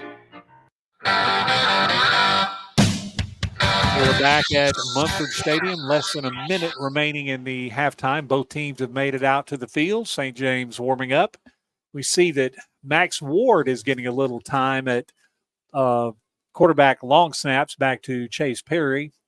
Like Steve Cutler said, that'll give C.J. Edwards a chance to free up a little bit on the line, and we want to keep those legs as healthy as possible for him. But Max getting some quality warm-up reps out on the field now. St. James is gathering, and we're headed toward the beginning of the third quarter. Remember, Munford won the toss just as we were coming on the air this evening, and they elected to defer.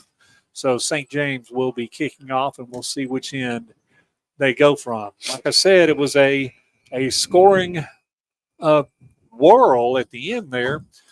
38 points scored in the second quarter after a lackluster first quarter, and teams have completed their warm-ups, and looks like St. James has done something I didn't learn until this year. They say always when you have the choice of which way to go in the second half, always make sure you're facing the scoreboard in the fourth quarter. Yes. Makes perfect sense. Yep. St. James is headed away from the scoreboard, kicking off toward the north end zone in the third quarter. So that is some kind of advantage. Of course, some schools have scoreboards at both ends, and it looks like we're having a penalty marked off. It wasn't the end of it. That's right. Holy cow. I've forgotten about that. 25 minutes later, We've got a penalty, so St. James is not going to be kicking off from the 40-yard line. They're going to be kicking off from the 45. And Dylan might get his first touchback. Is this his first touchback of the year? He has not had a touchback. Come on, Dylan. Let's go. Yeah, I think his longest kickoff is 57 yards this year. Even if it's 45, that's fine. And, 20-yard line is better position.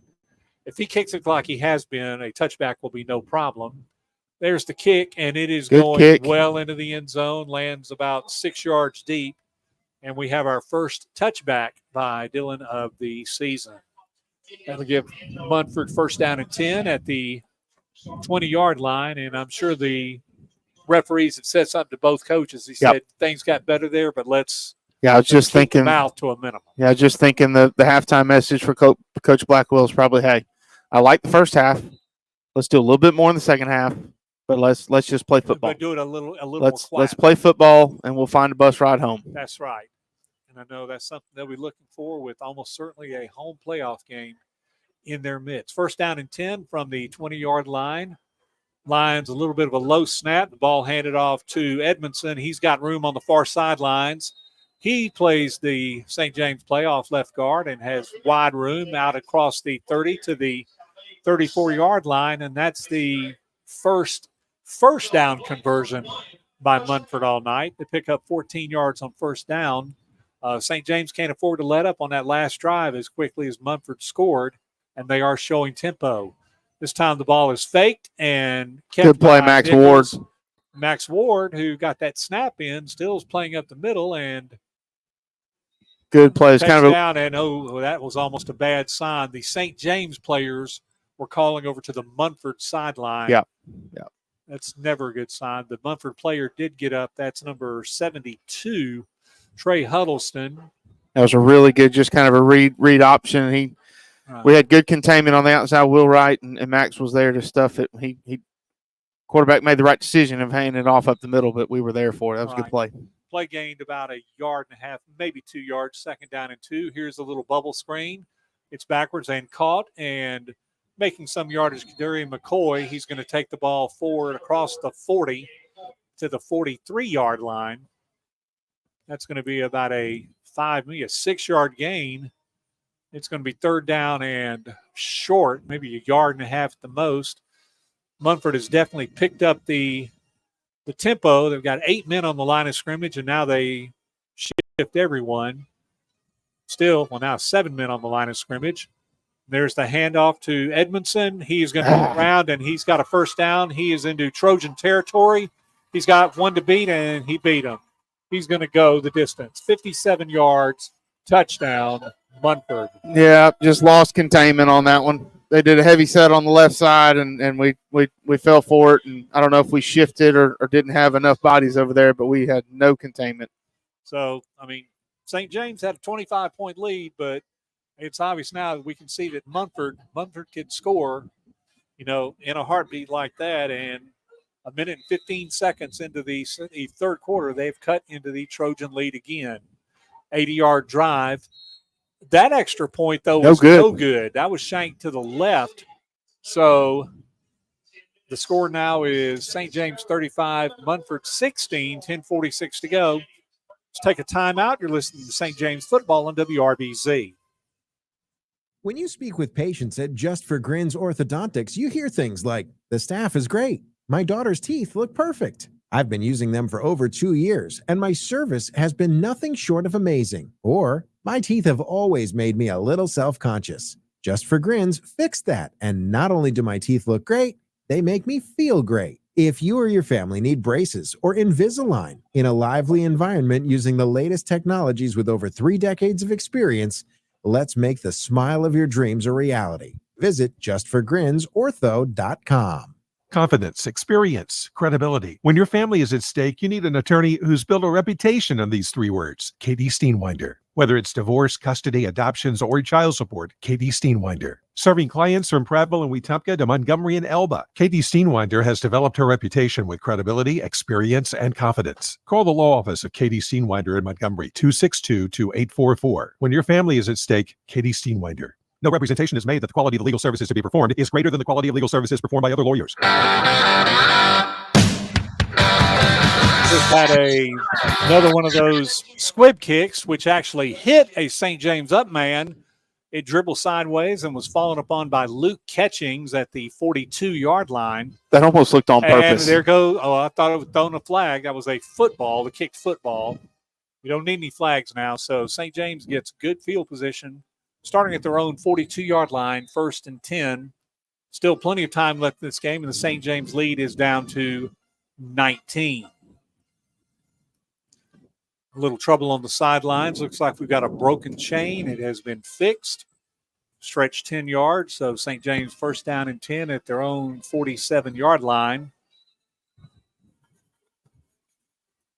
See, Pruitt Connor is over on the sidelines. Ball's handed off to Phillips off left side. He's got room down to the 40 into the 48-yard line, tackled by Traquez Jordan. But they seem to have found that hole again on the left side. And that's it. Let's run some clock, get some good yardage on 1st down, pick up the 1st down on 2nd down, and you do that all the way and score about 10 plays 5 minutes later, and Coach Aubrey Blackwell and staff will be very, very happy. Yep. He had both guards pulling left and 7 yards, 6 yards, 7 yards. They'll take that every time. Absolutely. 2nd down, 3.5, maybe 4 yards. The ball's faked to Phillips. Perry takes the ball. He's going to bowl over someone. Well done. He just knocked down Braden Hill at midfield and picked up an extra 2 yards. Ball's going to be spotted at the 48-yard line, which is almost exactly the yardage they needed. They have 3rd down showing, but it's 3rd down and a football at the most. I mean, from my vantage point, the football is ahead of where that chain is. Right, because the ball was right on the 42-yard line. But, we'll take 3rd down and short, make sure we make it, though. Perry's trying to get the free yardage by drawing them off sides. He's got 7 seconds left on the play clock. There's a handoff. Phillips takes the ball, got the first down easily. Yep. He's hit hard, knocked backwards by number 32. No. That's what you want to see. They started jawing, but then both of them had linemen on both sides, big boys on both sides saying, boys, y'all get back. No room for that in this game. The game was good for 3 yards, although I know Phillips is going to bruise after that one. First down and 10. They're in Lions territory at the 46-yard line. Lions lineman was lucky not to kick the ball and further delay it. We're inside of 9 minutes in the third quarter. Ball handed off to Ford Bass. He's going to take the ball inside the 45 to the 43-yard line. Knocked down by Jalen Williams. That's his first carry of the night, I believe, and he'll pick up 2 yards, get some fresh legs in there. That's a good thing. I know Phillips. Fresh, fast legs. Fresh, fast legs. Boy, Ford Bass can move. Yeah, those 4 plays he ran, who was that, against Booker T. Washington, I believe. 4 straight double-digit runs. Extremely impressive. Picked up 2 there. Second down from the 44-yard line, 8 yards to go. Is it time for Perry to pass? No, he's going to hand the ball off again. And this time the ball was given to Bass. It came loose, but he had already been marked down. Jackson Clifford fell on the ball nevertheless.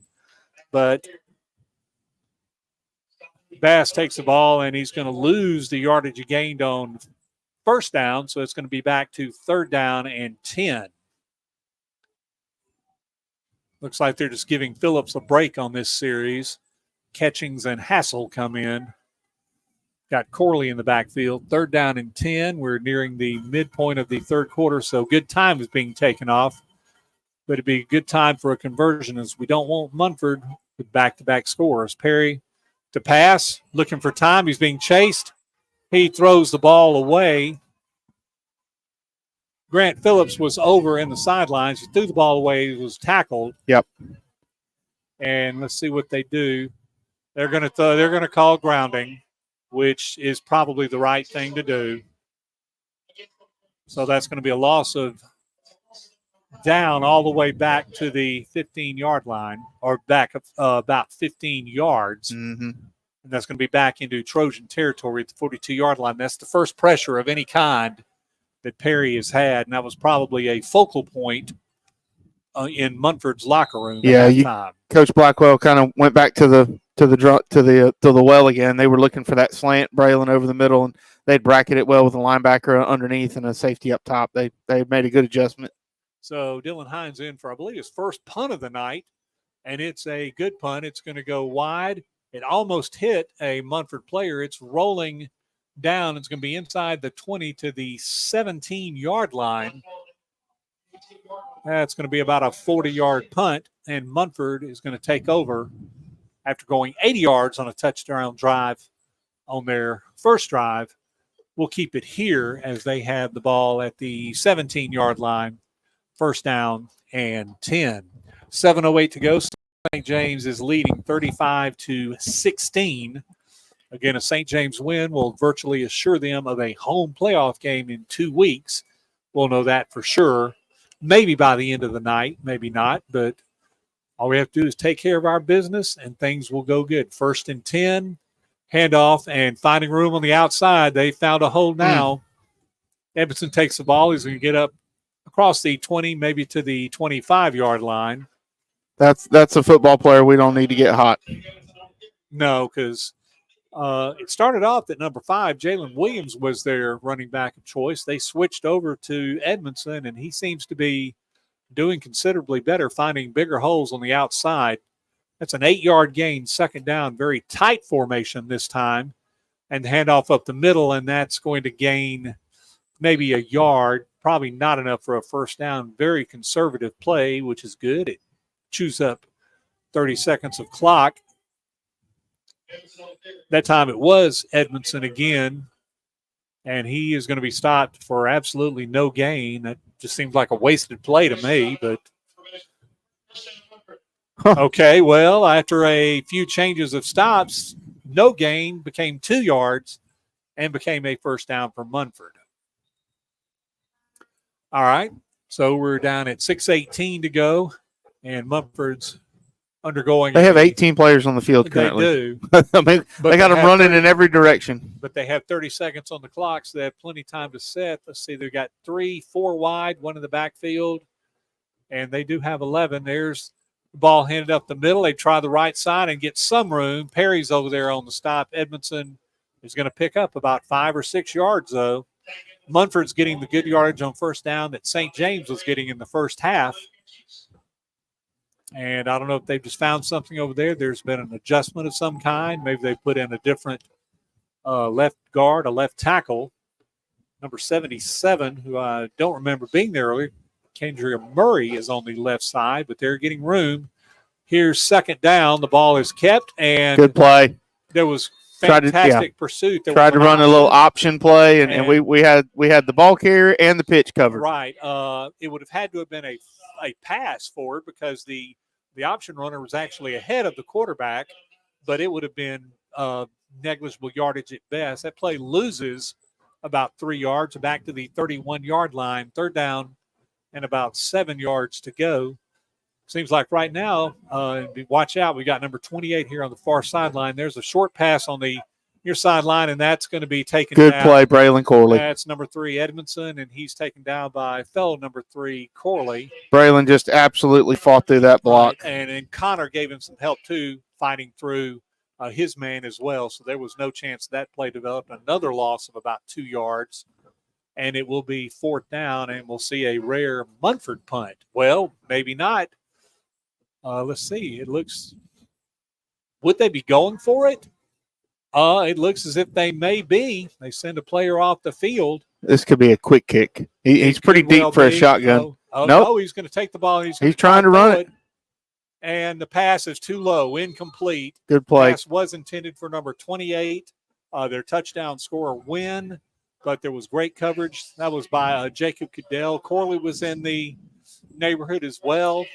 Kind of surprised a little early, but clock is down to 4:10, and St. James needs to take advantage of this great field position. We'll keep it here again.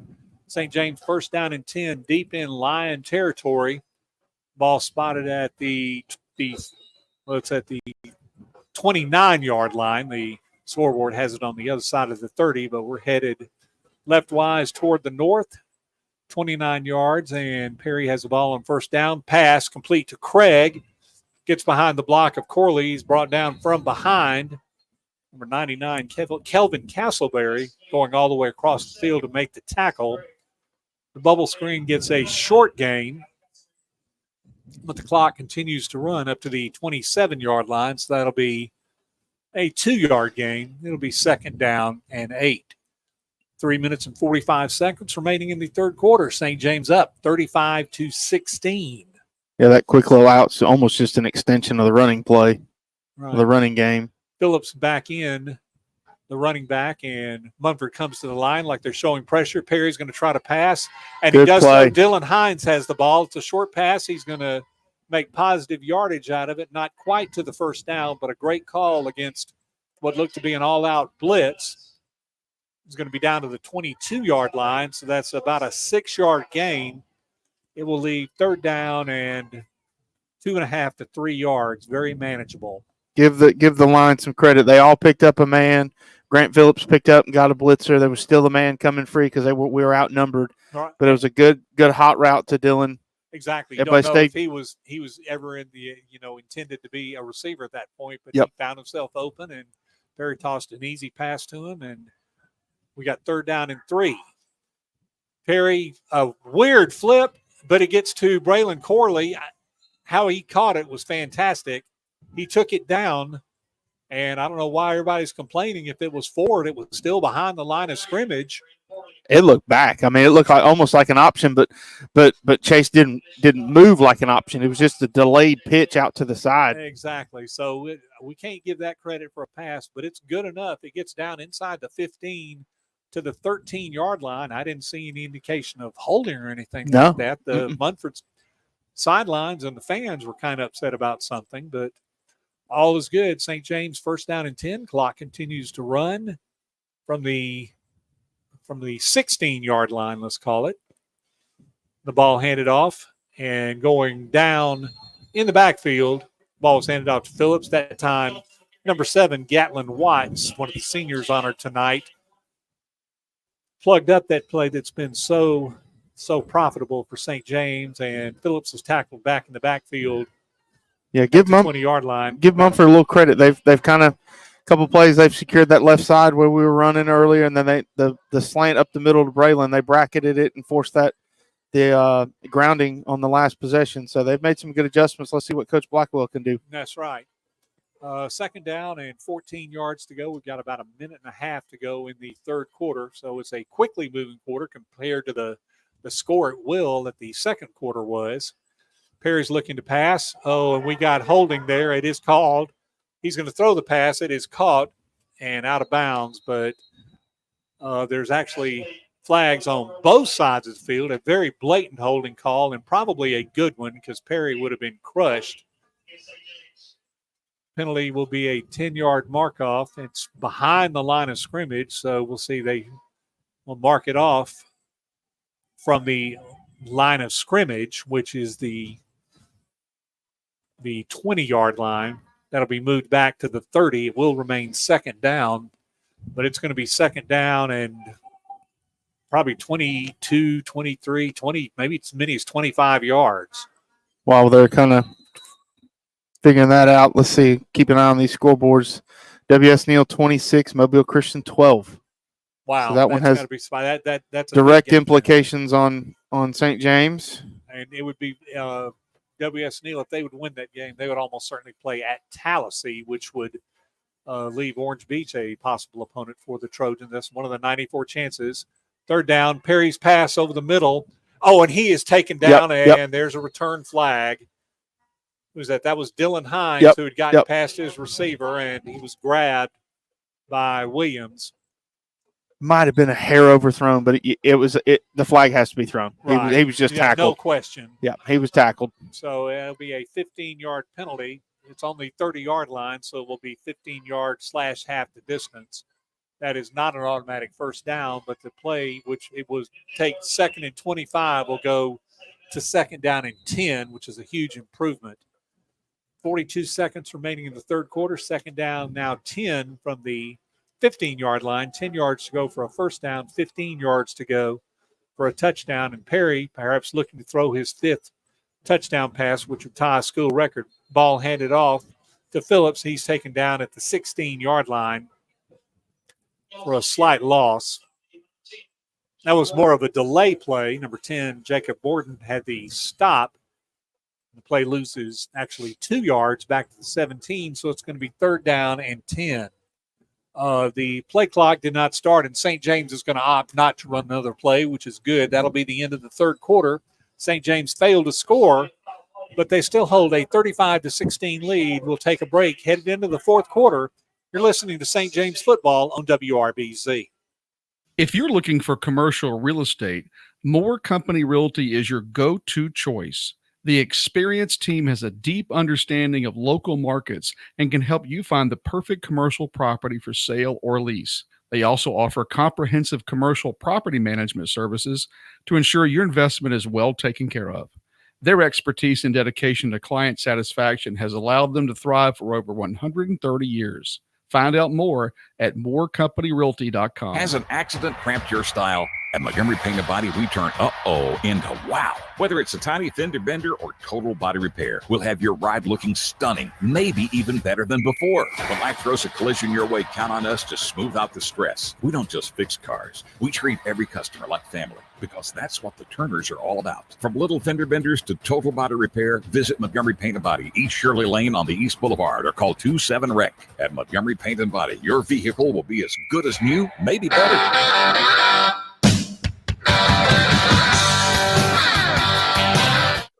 We are back at Munford Stadium. Fourth quarter about to begin. St. James up 35-16. They have the ball deep in Munford territory. It is third down and 12 yards to go for a first down from the 17-yard line. Obviously, 17 yards to go for a touchdown. St. James looking to improve that lead now. Headed toward south, headed toward the scoreboard, which we talked about earlier. Something I learned that's a pretty good trick and makes a lot of sense. Perry is back. Munford seem to be a bit confused at their defensive alignment, but they're there now. Here comes the rush again. Perry's going to have time. He's going to throw it over the middle, and it is caught by Mason Craig. Touchdown. He's a touchdown. He breaks away from a defender and dives into the end zone, and Chase Perry has tied a record that we wondered if he ever would. That is his 5th touchdown pass of the game. How about that? And Mason Craig actually had coverage, good coverage, caught the ball out in front of him about the 3-yard line. Good thing the ball was thrown in front. If it was behind, there'd have been no way. But the ball was caught, and he dove into the end zone and apparently landed. So that's going to be a 17-yard touchdown pass, the second catch by Craig. And St. James is up to 41-16. And they're lining up again for the extra point. Here is the kick, and it's going to be good. 11:49 to go in the fourth quarter. We'll keep it here. St. James 42 and Munford 16. I'm looking down the bottom because we have an ambulance. I'm hoping it's not picking up somebody on the Munford sidelines. Looks like they're just rearranging maybe for a better seat, but you kind of worry about stuff like that. So St. James got good field position after the failed throw on the fake punt. And they take up probably about 5 or 6 minutes of clock time, too, which may be more important.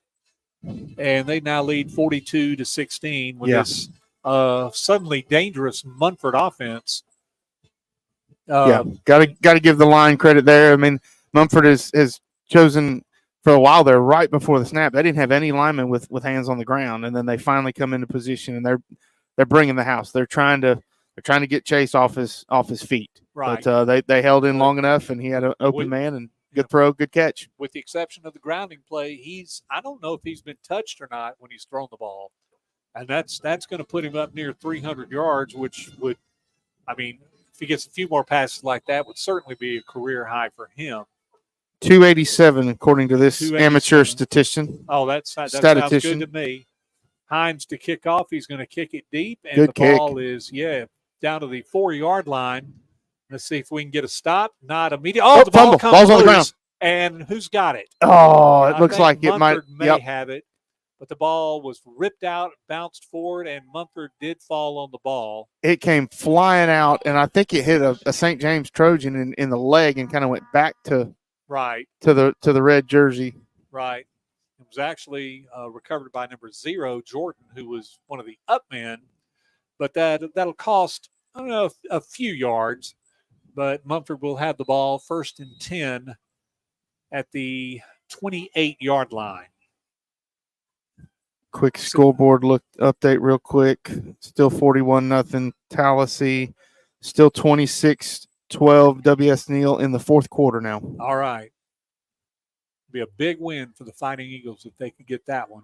Any win over Mobile Christian lately has been a big win. Here's a run to the left side by McCoy. He's found a rhythm, and he's going to go. Oh, there is a flag down. Thank goodness. Yep. There is a flag down. That would have been a 72-yard touchdown run, but looks like we may come back. They moved the flag up about 15 yards, holding against Munford.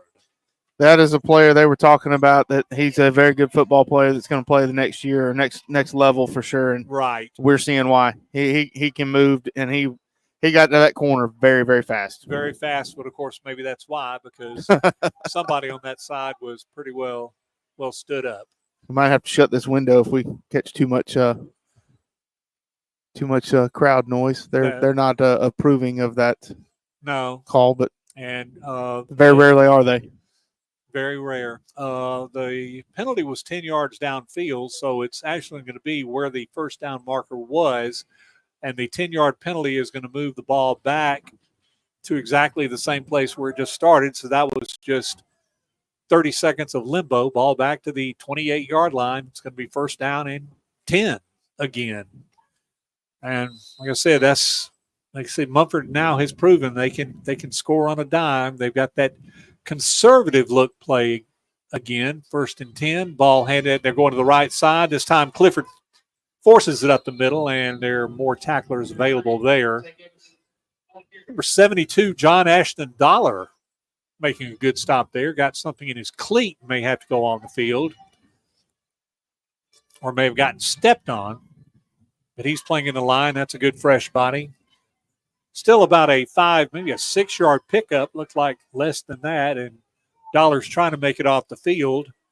He didn't, but fortunately it was only 11 on the field. And Miles Zukowski tries to grab Edmondson, and there he goes again. He is across midfield.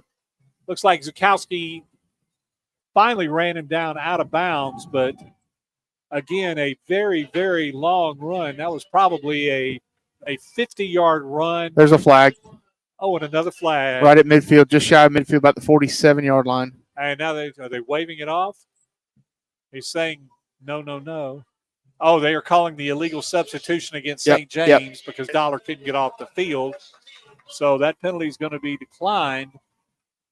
And Munford suddenly is in business, first down and 10 at the St. James 29-yard line. Munford's offense certainly has come to life all of a sudden, and it's to the running game that time. And Tank Edmondson is just running wild all of a sudden. He's probably well over 100 yards now. Here's the run and going wide. Now this time it's Kadarian McCoy, and he's going to go for a touchdown. Yep. But another flag. Oh, my gosh. Oh, wow. These people are going to lose their minds. Yes. Let's see. They're not going to call this one holding against Munford. That's, oh, my goodness. Like I said, maybe that's why the holes are so big, but all of a sudden every call to that left side they're getting around the corner, and there doesn't seem to be anybody that can run down. That time it was Kadarian McCoy. Munford's coach is, of course, furious about that. And, it may not have been involved in the play, but, you can't make that assumption. If it's a hold, you got to call it. Penalty again occurred downfield, so it's going to be marked back to the 35-yard line. It's going to be first down and 17, it appears. Here's a call up the middle. McCoy has it, and he almost found a hole. He did find a hole, but finally was brought down, but he's going to pick up the yardage and get a first down at the 13-yard line. All of a sudden, St. James is having trouble tackling most any play, and they're rotating running backs between 3 Edmondson, 4 McCoy, and 5 Williams every play. Zukowski had to run back to the field to recover a piece of equipment. Fortunately, the referee allowed him to do so. We're at the 10-minute mark of the third period in the red zone of the Lions. Here's a handoff again to the left. McCoy has it this time. Dylan Hines. Go down. Dylan Hines got by his block of Mosley, and he was taken down in the backfield and just basically crumpled up at the 20-yard line. Yeah, That's good play there by Dylan, and it looks like maybe for the first couple plays that we had kind of given some Trojans some breathers, but I'm seeing most of the starters, especially on the line, back in there. Right. So that play loses 6 yards. Big switch again. A lot of linemen to the left. Expect the play to go there. It doesn't. It goes right, and the ball is kept. The ball is now finally pitched, and I think he waited way too late to pitch the ball to Edmondson that time. He's just forced out of bounds by Corley. Yeah, Mason Craig was there. That was he pitched it because he didn't want to get hit. Right. There was no running room. Well, yeah, and he just went lateral and almost took down the third down the marker there. So it's going to be no gain, maybe a yard. Third down and 15. Time for a big stop. Munford sends a player off, but apparently wasn't in the huddle, so no flag down. Third and 15, 9 minutes to go, and the ball is kept and getting some yardage, finally running into Cutler. That was the quarterback, Nichols, and he's forced out of bounds. It did pick up about 10 yards. That's going to definitely give Munford the right to go for it. 4th down and 5. We'll see as the ball looks like it may be spotted right on the 10-yard line. 5 yards to go for a first down. 10 yards to go for a touchdown. They got big number 99, Castleberry, lined up over here. Well, he was on the left side. Now they got it on the right side. That play went out of bounds. 9:04 on the clock. Plenty of time on the play clock. 4th down. Pass over the middle is dropped. Oh, wow. To Wow. 99. Big 99. 99, who was playing Tight the end. First time we see, it was a tight end, and was that Luke Catchings may have just affected the play just enough. There's a flag on the far sideline. False or illegal formation. Probably he was probably covered up. Yep. So that penalty is going to be declined, and St. James is going to take over. Oh, that would have really hurt if they'd scored a touchdown on that one and had an illegal formation. Oh, We my would have goodness. had to close the window. So St. James with 8:59 remaining in the fourth quarter has a 42-16 lead. Let's take a quick timeout. St. James football on WRBZ. Need a little good news in your life? Well, here's the deal. State Farm has new, lower car insurance rates in Alabama. So now you can get the great service and convenience of State Farm agent Breck Honey at an even better price. That's right. State Farm can help you save more cash and get the good neighbor service you deserve. It's the real deal for car insurance. State Farm agent Breck Honey is ready to help you save, Montgomery. Call my office today at 334-272-8423. That's 272-8423.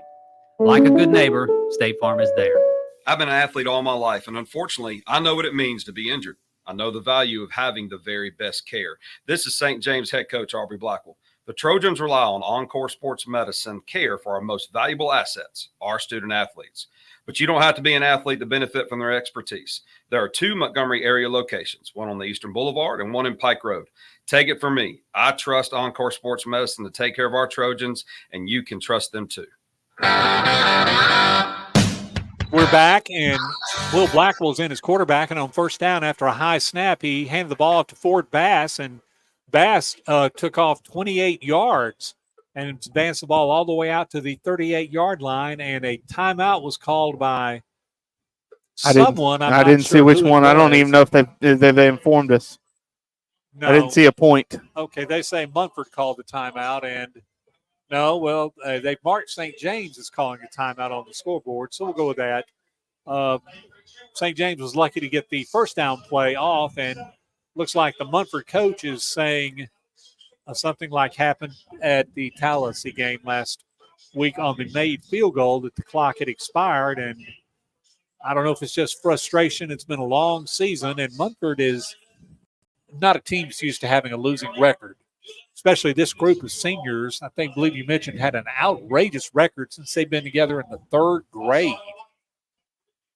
I mean, they've only lost maybe 4 or 5 region games.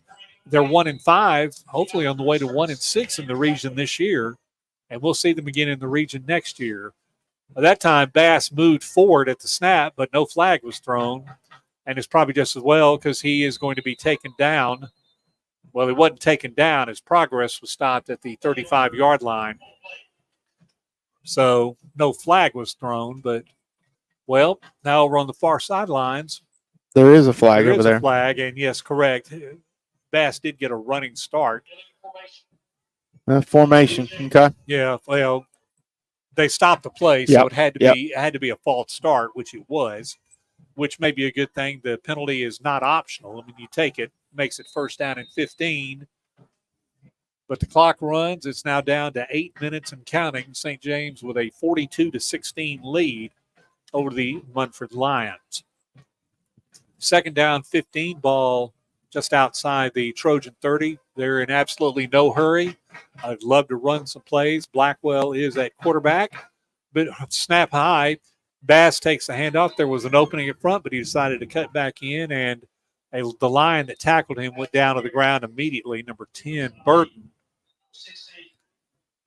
Play is going to be back to the 33-yard line, no gain, but Burton just collapsed immediately, and can almost hear the moans out of him. Yep.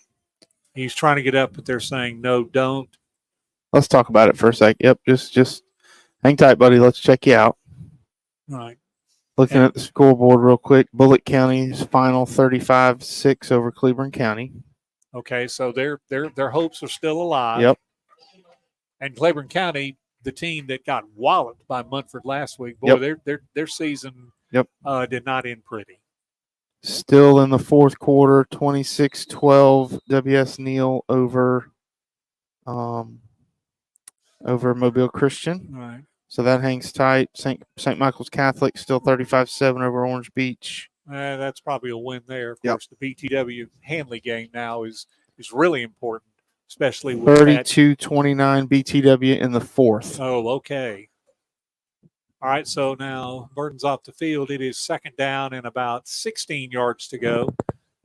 Munford is faking the blitz, and there's the handoff. The ball on the ground, a terrible snap. Yep, that one kind of rolled back. Right, and the ball probably shouldn't have been handed off to Bass. It was, and he's taken down back at the red-painted 25-yard line, representative of the 2025 seniors recognized on senior night tonight.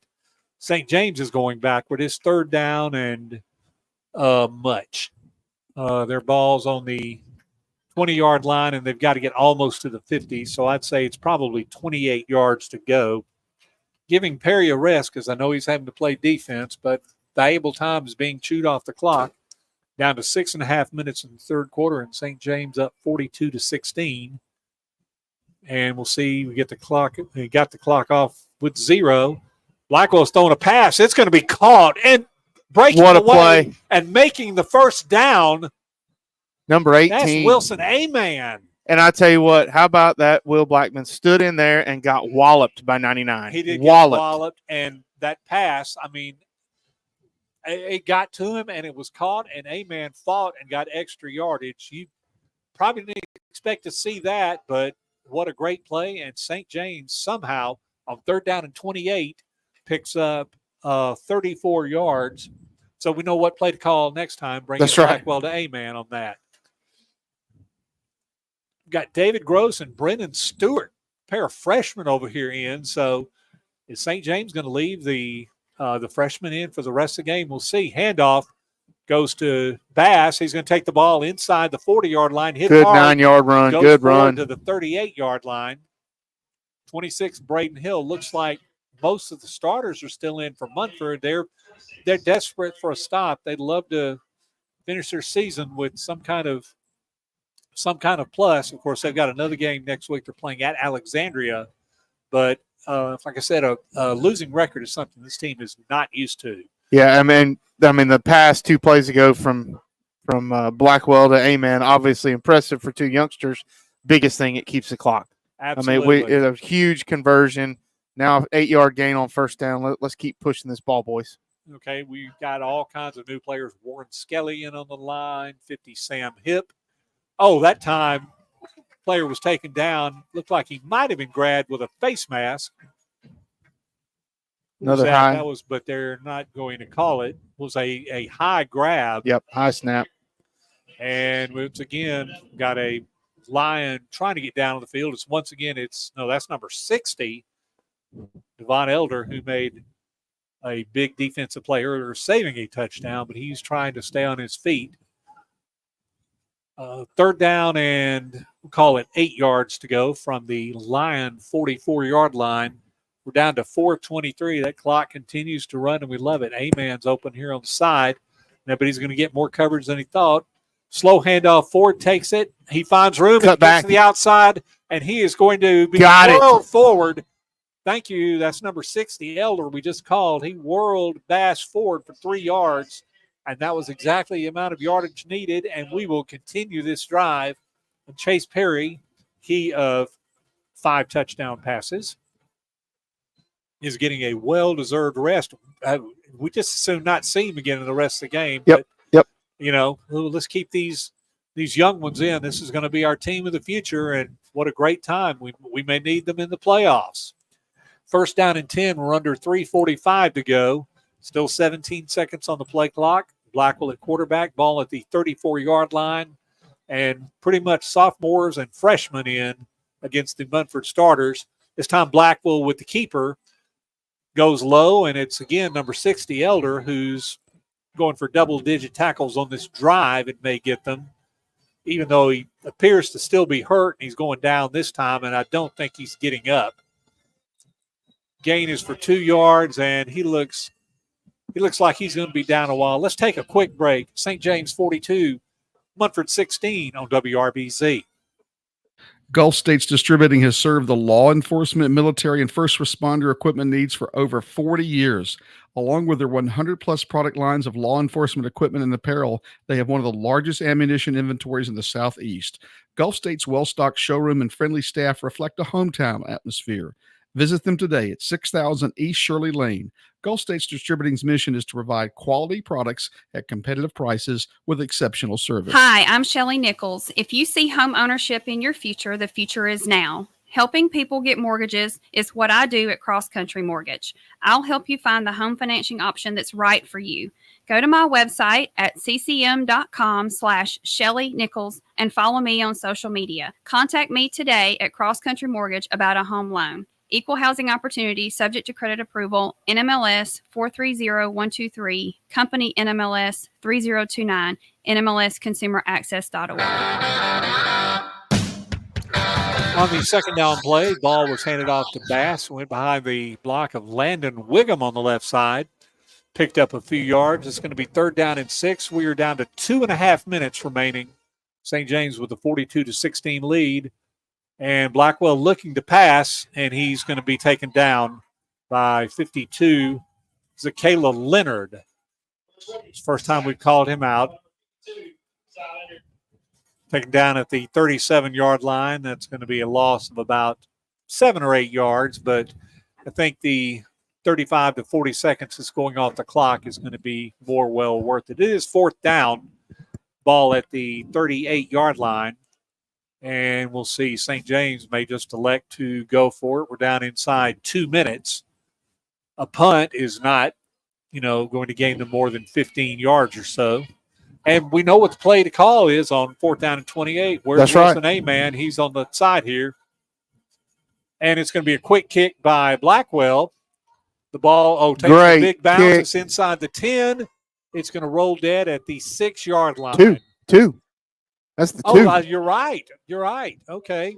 The 10, then the 5. Yeah. Then the goal line. That's down at the 2. You couldn't have done much better than that. So another punter and a perfect punting average inside the 20-yard line. Only 1:25 seconds to go.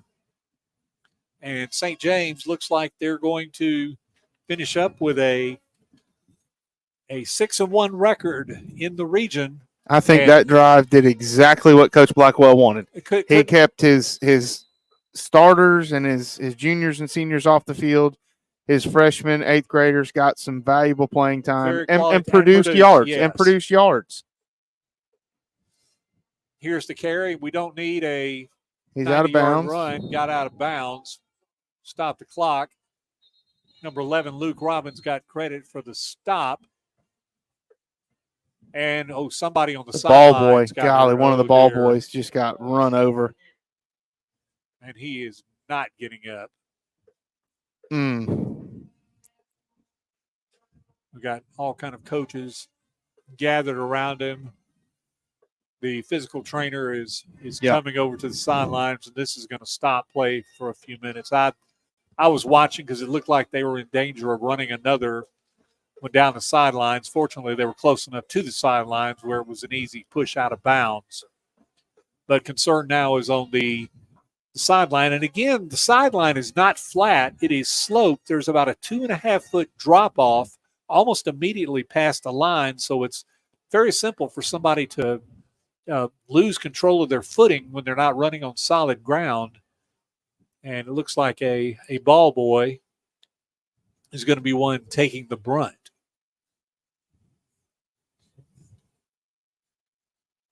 And he's still down, and maybe his mother running on the field now. Yep, kind of talking to him.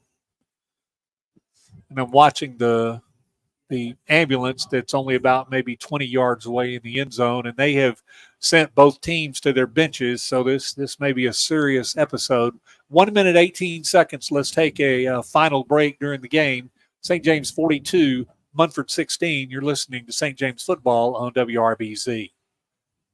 Discover your stunning new look at Doug's 2 Salon. Find your breathtaking new hairstyle or color with our expert stylists and salon artists and look absolutely radiant with our extensions, balayage, and keratin treatments. You'll find products from Aveda and Bumble & Bumble. So even when you leave the salon, you keep looking sensational. Call to make your appointment and look and feel amazing today. I'm Cliff Meidel, two-time Olympic athlete in the sport of sprint kayaking. In 1986, my life changed forever when I struck 3 buried high-voltage cables while working on an excavation site. 30,000 volts of electricity blew through my body. I'm lucky to be alive and able to walk again. Accidents like mine can be avoided with a simple call to 811. Accidents can happen to anyone. Know what's below. Always call 811 before digging. Brought to you by Alabama 811.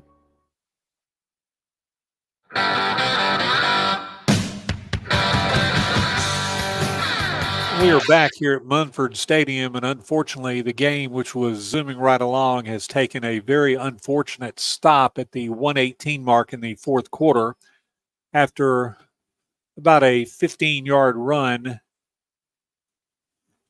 by Munford Lions running back Edmondson. He was forced out of bounds and apparently just overran a ball boy on the sidelines, and looks like they may have finally gotten him to sit up. Yeah, they got him sitting up, and it's serious when the coach, all the players, of course, are very concerned on both teams. Yep. But all the sideline players, the coach asked his players on the sidelines to move at least 10 yards back. The referees are concerned.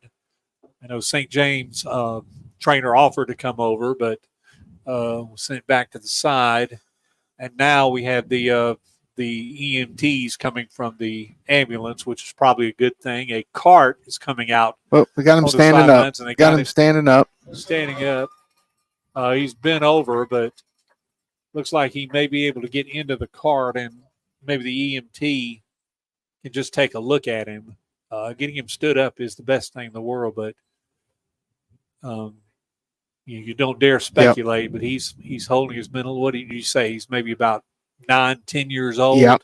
I would guess that. And I mean, you don't ever want to see an injury to a player, a coach, or anything. But certainly these youngsters who are helping out, ball boys, That's right. They're looking up to their idols. They're potentially older brothers, classmates, friends, neighbors, and he's getting a ride off to. Right, and a good hand by the drivers.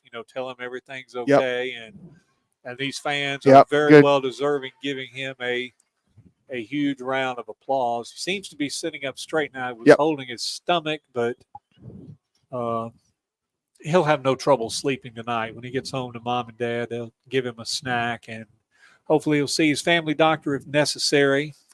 All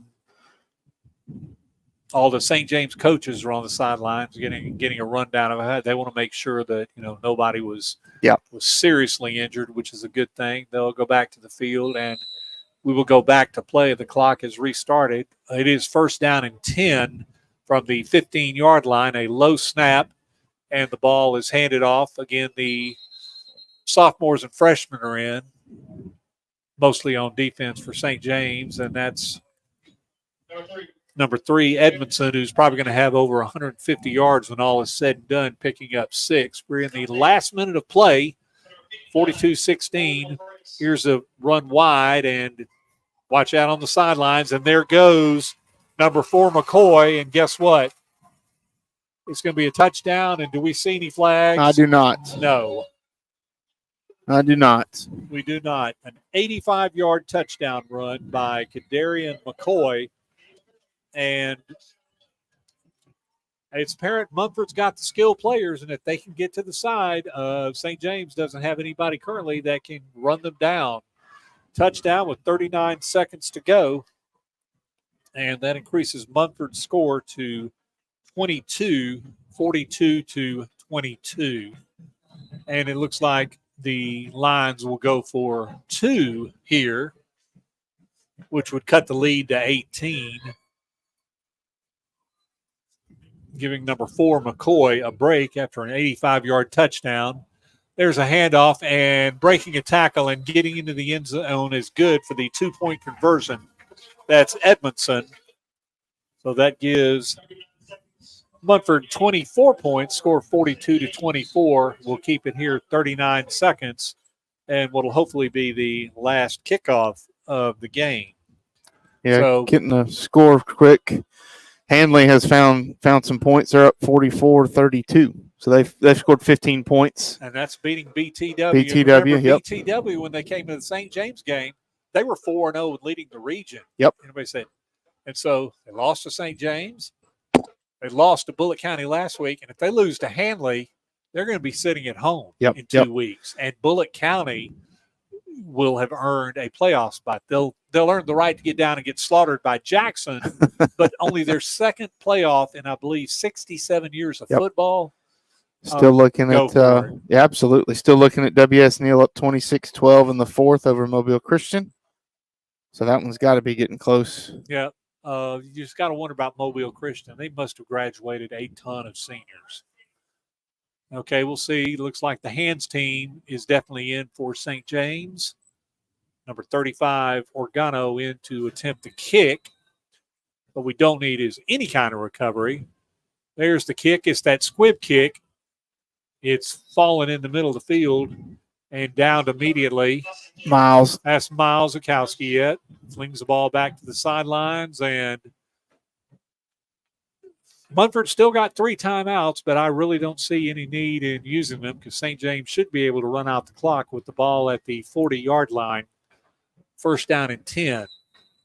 Again, St. James will have next week off, chance to rest up and heal some, and we will watch the papers, watch the Alabama High School Athletic Association webpage, and we'll find out who St. James' first-round opponent will be as they'll make the playoffs for, it appears, the 10th straight season.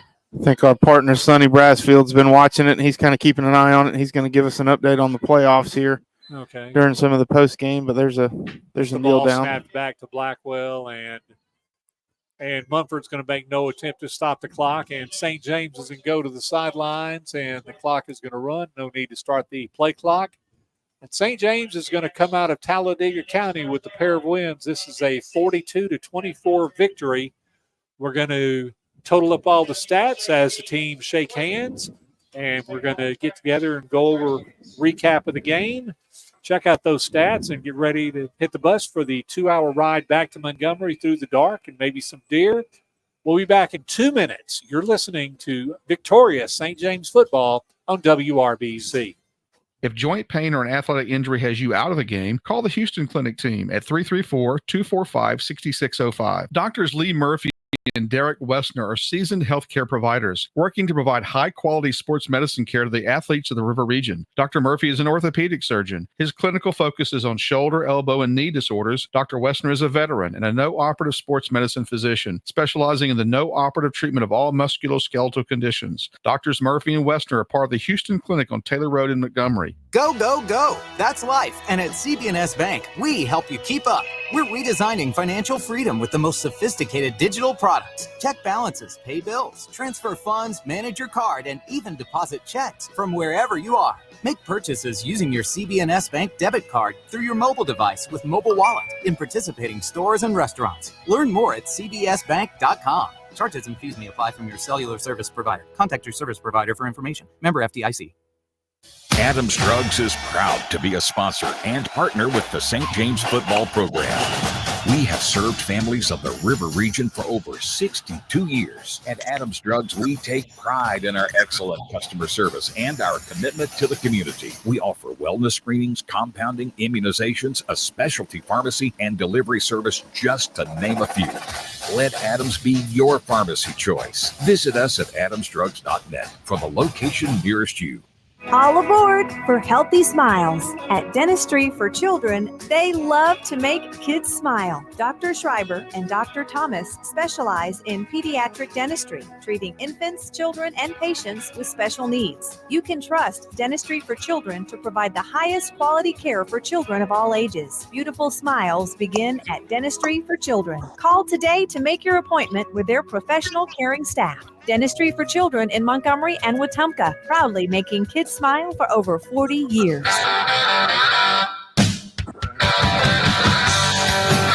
We're back at Munford Stadium. St. James has just completed the 2024 regular season at 6-4. And quite frankly, how many people would have thought that after the first 2 games of the season? St. James finishes up with a very, very impressive 6-1 region record. They'll technically tie for the region championship at best. Halsey's well on its way to a victory. Of course, Tallahassee will win the tiebreaker between the two teams. So St. James has locked up a second-place seed, which means they will play the third seed from Region 1 at home in the first week of the playoffs. I hear our A-team representative, Sonny Brasfield, has been listening to the game in Montgomery, and we'd certainly like to hear his input as Steve continues to work on the stats. So I'm going to pass it to Sonny, and we'll see what he has to say. Hey, guys, y'all did a great job. I enjoyed listening from Montgomery, but look forward to 2 weeks from tonight when the Trojans will be at home at Carlisle Field. And it appears St. James will be taking on Orange Beach. Looks like there will be a 3-way tie for third place down in Region 1 between W.S. Neal, Mobile Christian, and Orange Beach. And on the strength, it appears, of a win over Robertsdale 3 weeks ago in a non-region game, that may be what pushes Orange Beach to the third seed. And this region that St. James is in, matching up against the region down in South Alabama, is going to produce a lot of travel. Bullitt County going from Union Springs down to Jackson and Clark County to play. Hanley going all the way from Randolph County down to Mobile to play St. Michael's. And then, of course, Orange Beach coming from almost in the water of the Gulf of Mexico up to play Montgomery, up to play St. James in Montgomery. And then, of course, the region champs in Tallahassee will host W.S. Neal, that will come all the way up from East Bruton down in Escambia County. So certainly 2 weeks from tonight, there will be a lot of miles logged by those teams matching off in the first round of the playoffs. And as you said, JR, just an amazing season. No one would have believed what has happened after that game against Montgomery Academy in week 2.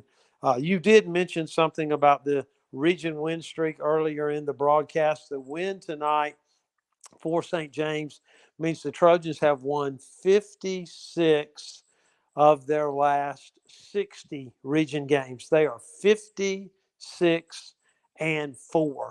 in their last 60 region games. Just amazing. And I know Steve's got the stats for the night, and I appreciate the hard work.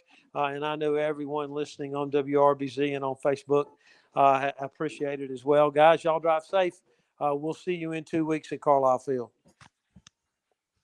Well, thank you, Sonny. Of course, we'll be looking forward to hearing you coming up in 2 weeks as St. James host to be determined in the playoffs, first round of the 2024. And as mentioned, this is the 10th consecutive season, school record, that St. James will be in the state playoffs. And again, like I said, that's the first 2 games. You know, I'm sure there was a lot of wondering, but that big win over Hanley seemed to set the tone for the entire season. Teams are breaking up their meetings on the field, and kudos to the folks here at Munford who not only put the red 25 on the 25-yard line for the seniors and put little guidelines for footballs, megaphones, and musical notes for the senior night. That's pure brilliance.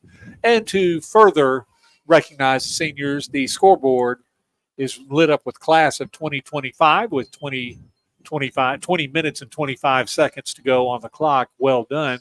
Kind of like the screensaver I have on my computer at home of the famous 45-28 victory in the 2022 state playoffs over Piedmont. Looks like now we're ready to turn it over to Steve Cutler real quick for some stats, and then we'll go over all the scoring real quick before we call it a night. Yeah, absolutely. Just a great night for the Trojans. Looks like a little over 400 yards of total offense. And I guarantee you that's something that the coaches will be happy with. And just looking at it top to bottom, and like we said, we got a bunch of youngsters in the game, and they produced. But looking at it, Grant Phillips with 14 carries on the night for 73 yards. Ford Bass is actually the second most carries, 10 carries, 35 yards. Chase Perry, 4 carries, 7 yards in the touchdown. So a little over 100, I think 115, 116 yards rushing. Chase Perry tonight, as you said, tied school record with 287 yards and 5 touchdowns. So he obviously had a really, really good night. Will Blackwell, 1 for 1 with 34 yards, and man, what a throw and catch! Kept a drive alive in the is it late third or fourth? It was fourth quarter. Fourth quarter, kept the clock running like they needed to, but he stood in there against the starters and took a wallop. But 1 of 1 for 34 yards for that young man. Braylon Corley, all his receiving came in the first half, 131 yards and 2 touchdowns. Mason Craig had a couple in the second half, totaled 90 yards and 2 touchdowns. Grant Phillips had a couple catches as well, Jackson Clifford, and then, of course, Wilson Aman, another young man, 1 catch, 34 yards. So that'll be something those boys will live up to or remember this night. Crazy good.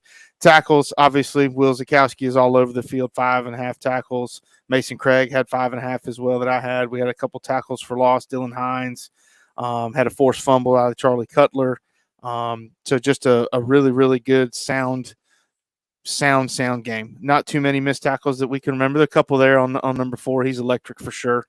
But really just the team played well, and 400 yards of offense, that normally is a good thing for the Trojans. Absolutely, and kudos to both teams after that penalty outburst at the end of the first quarter with penalties.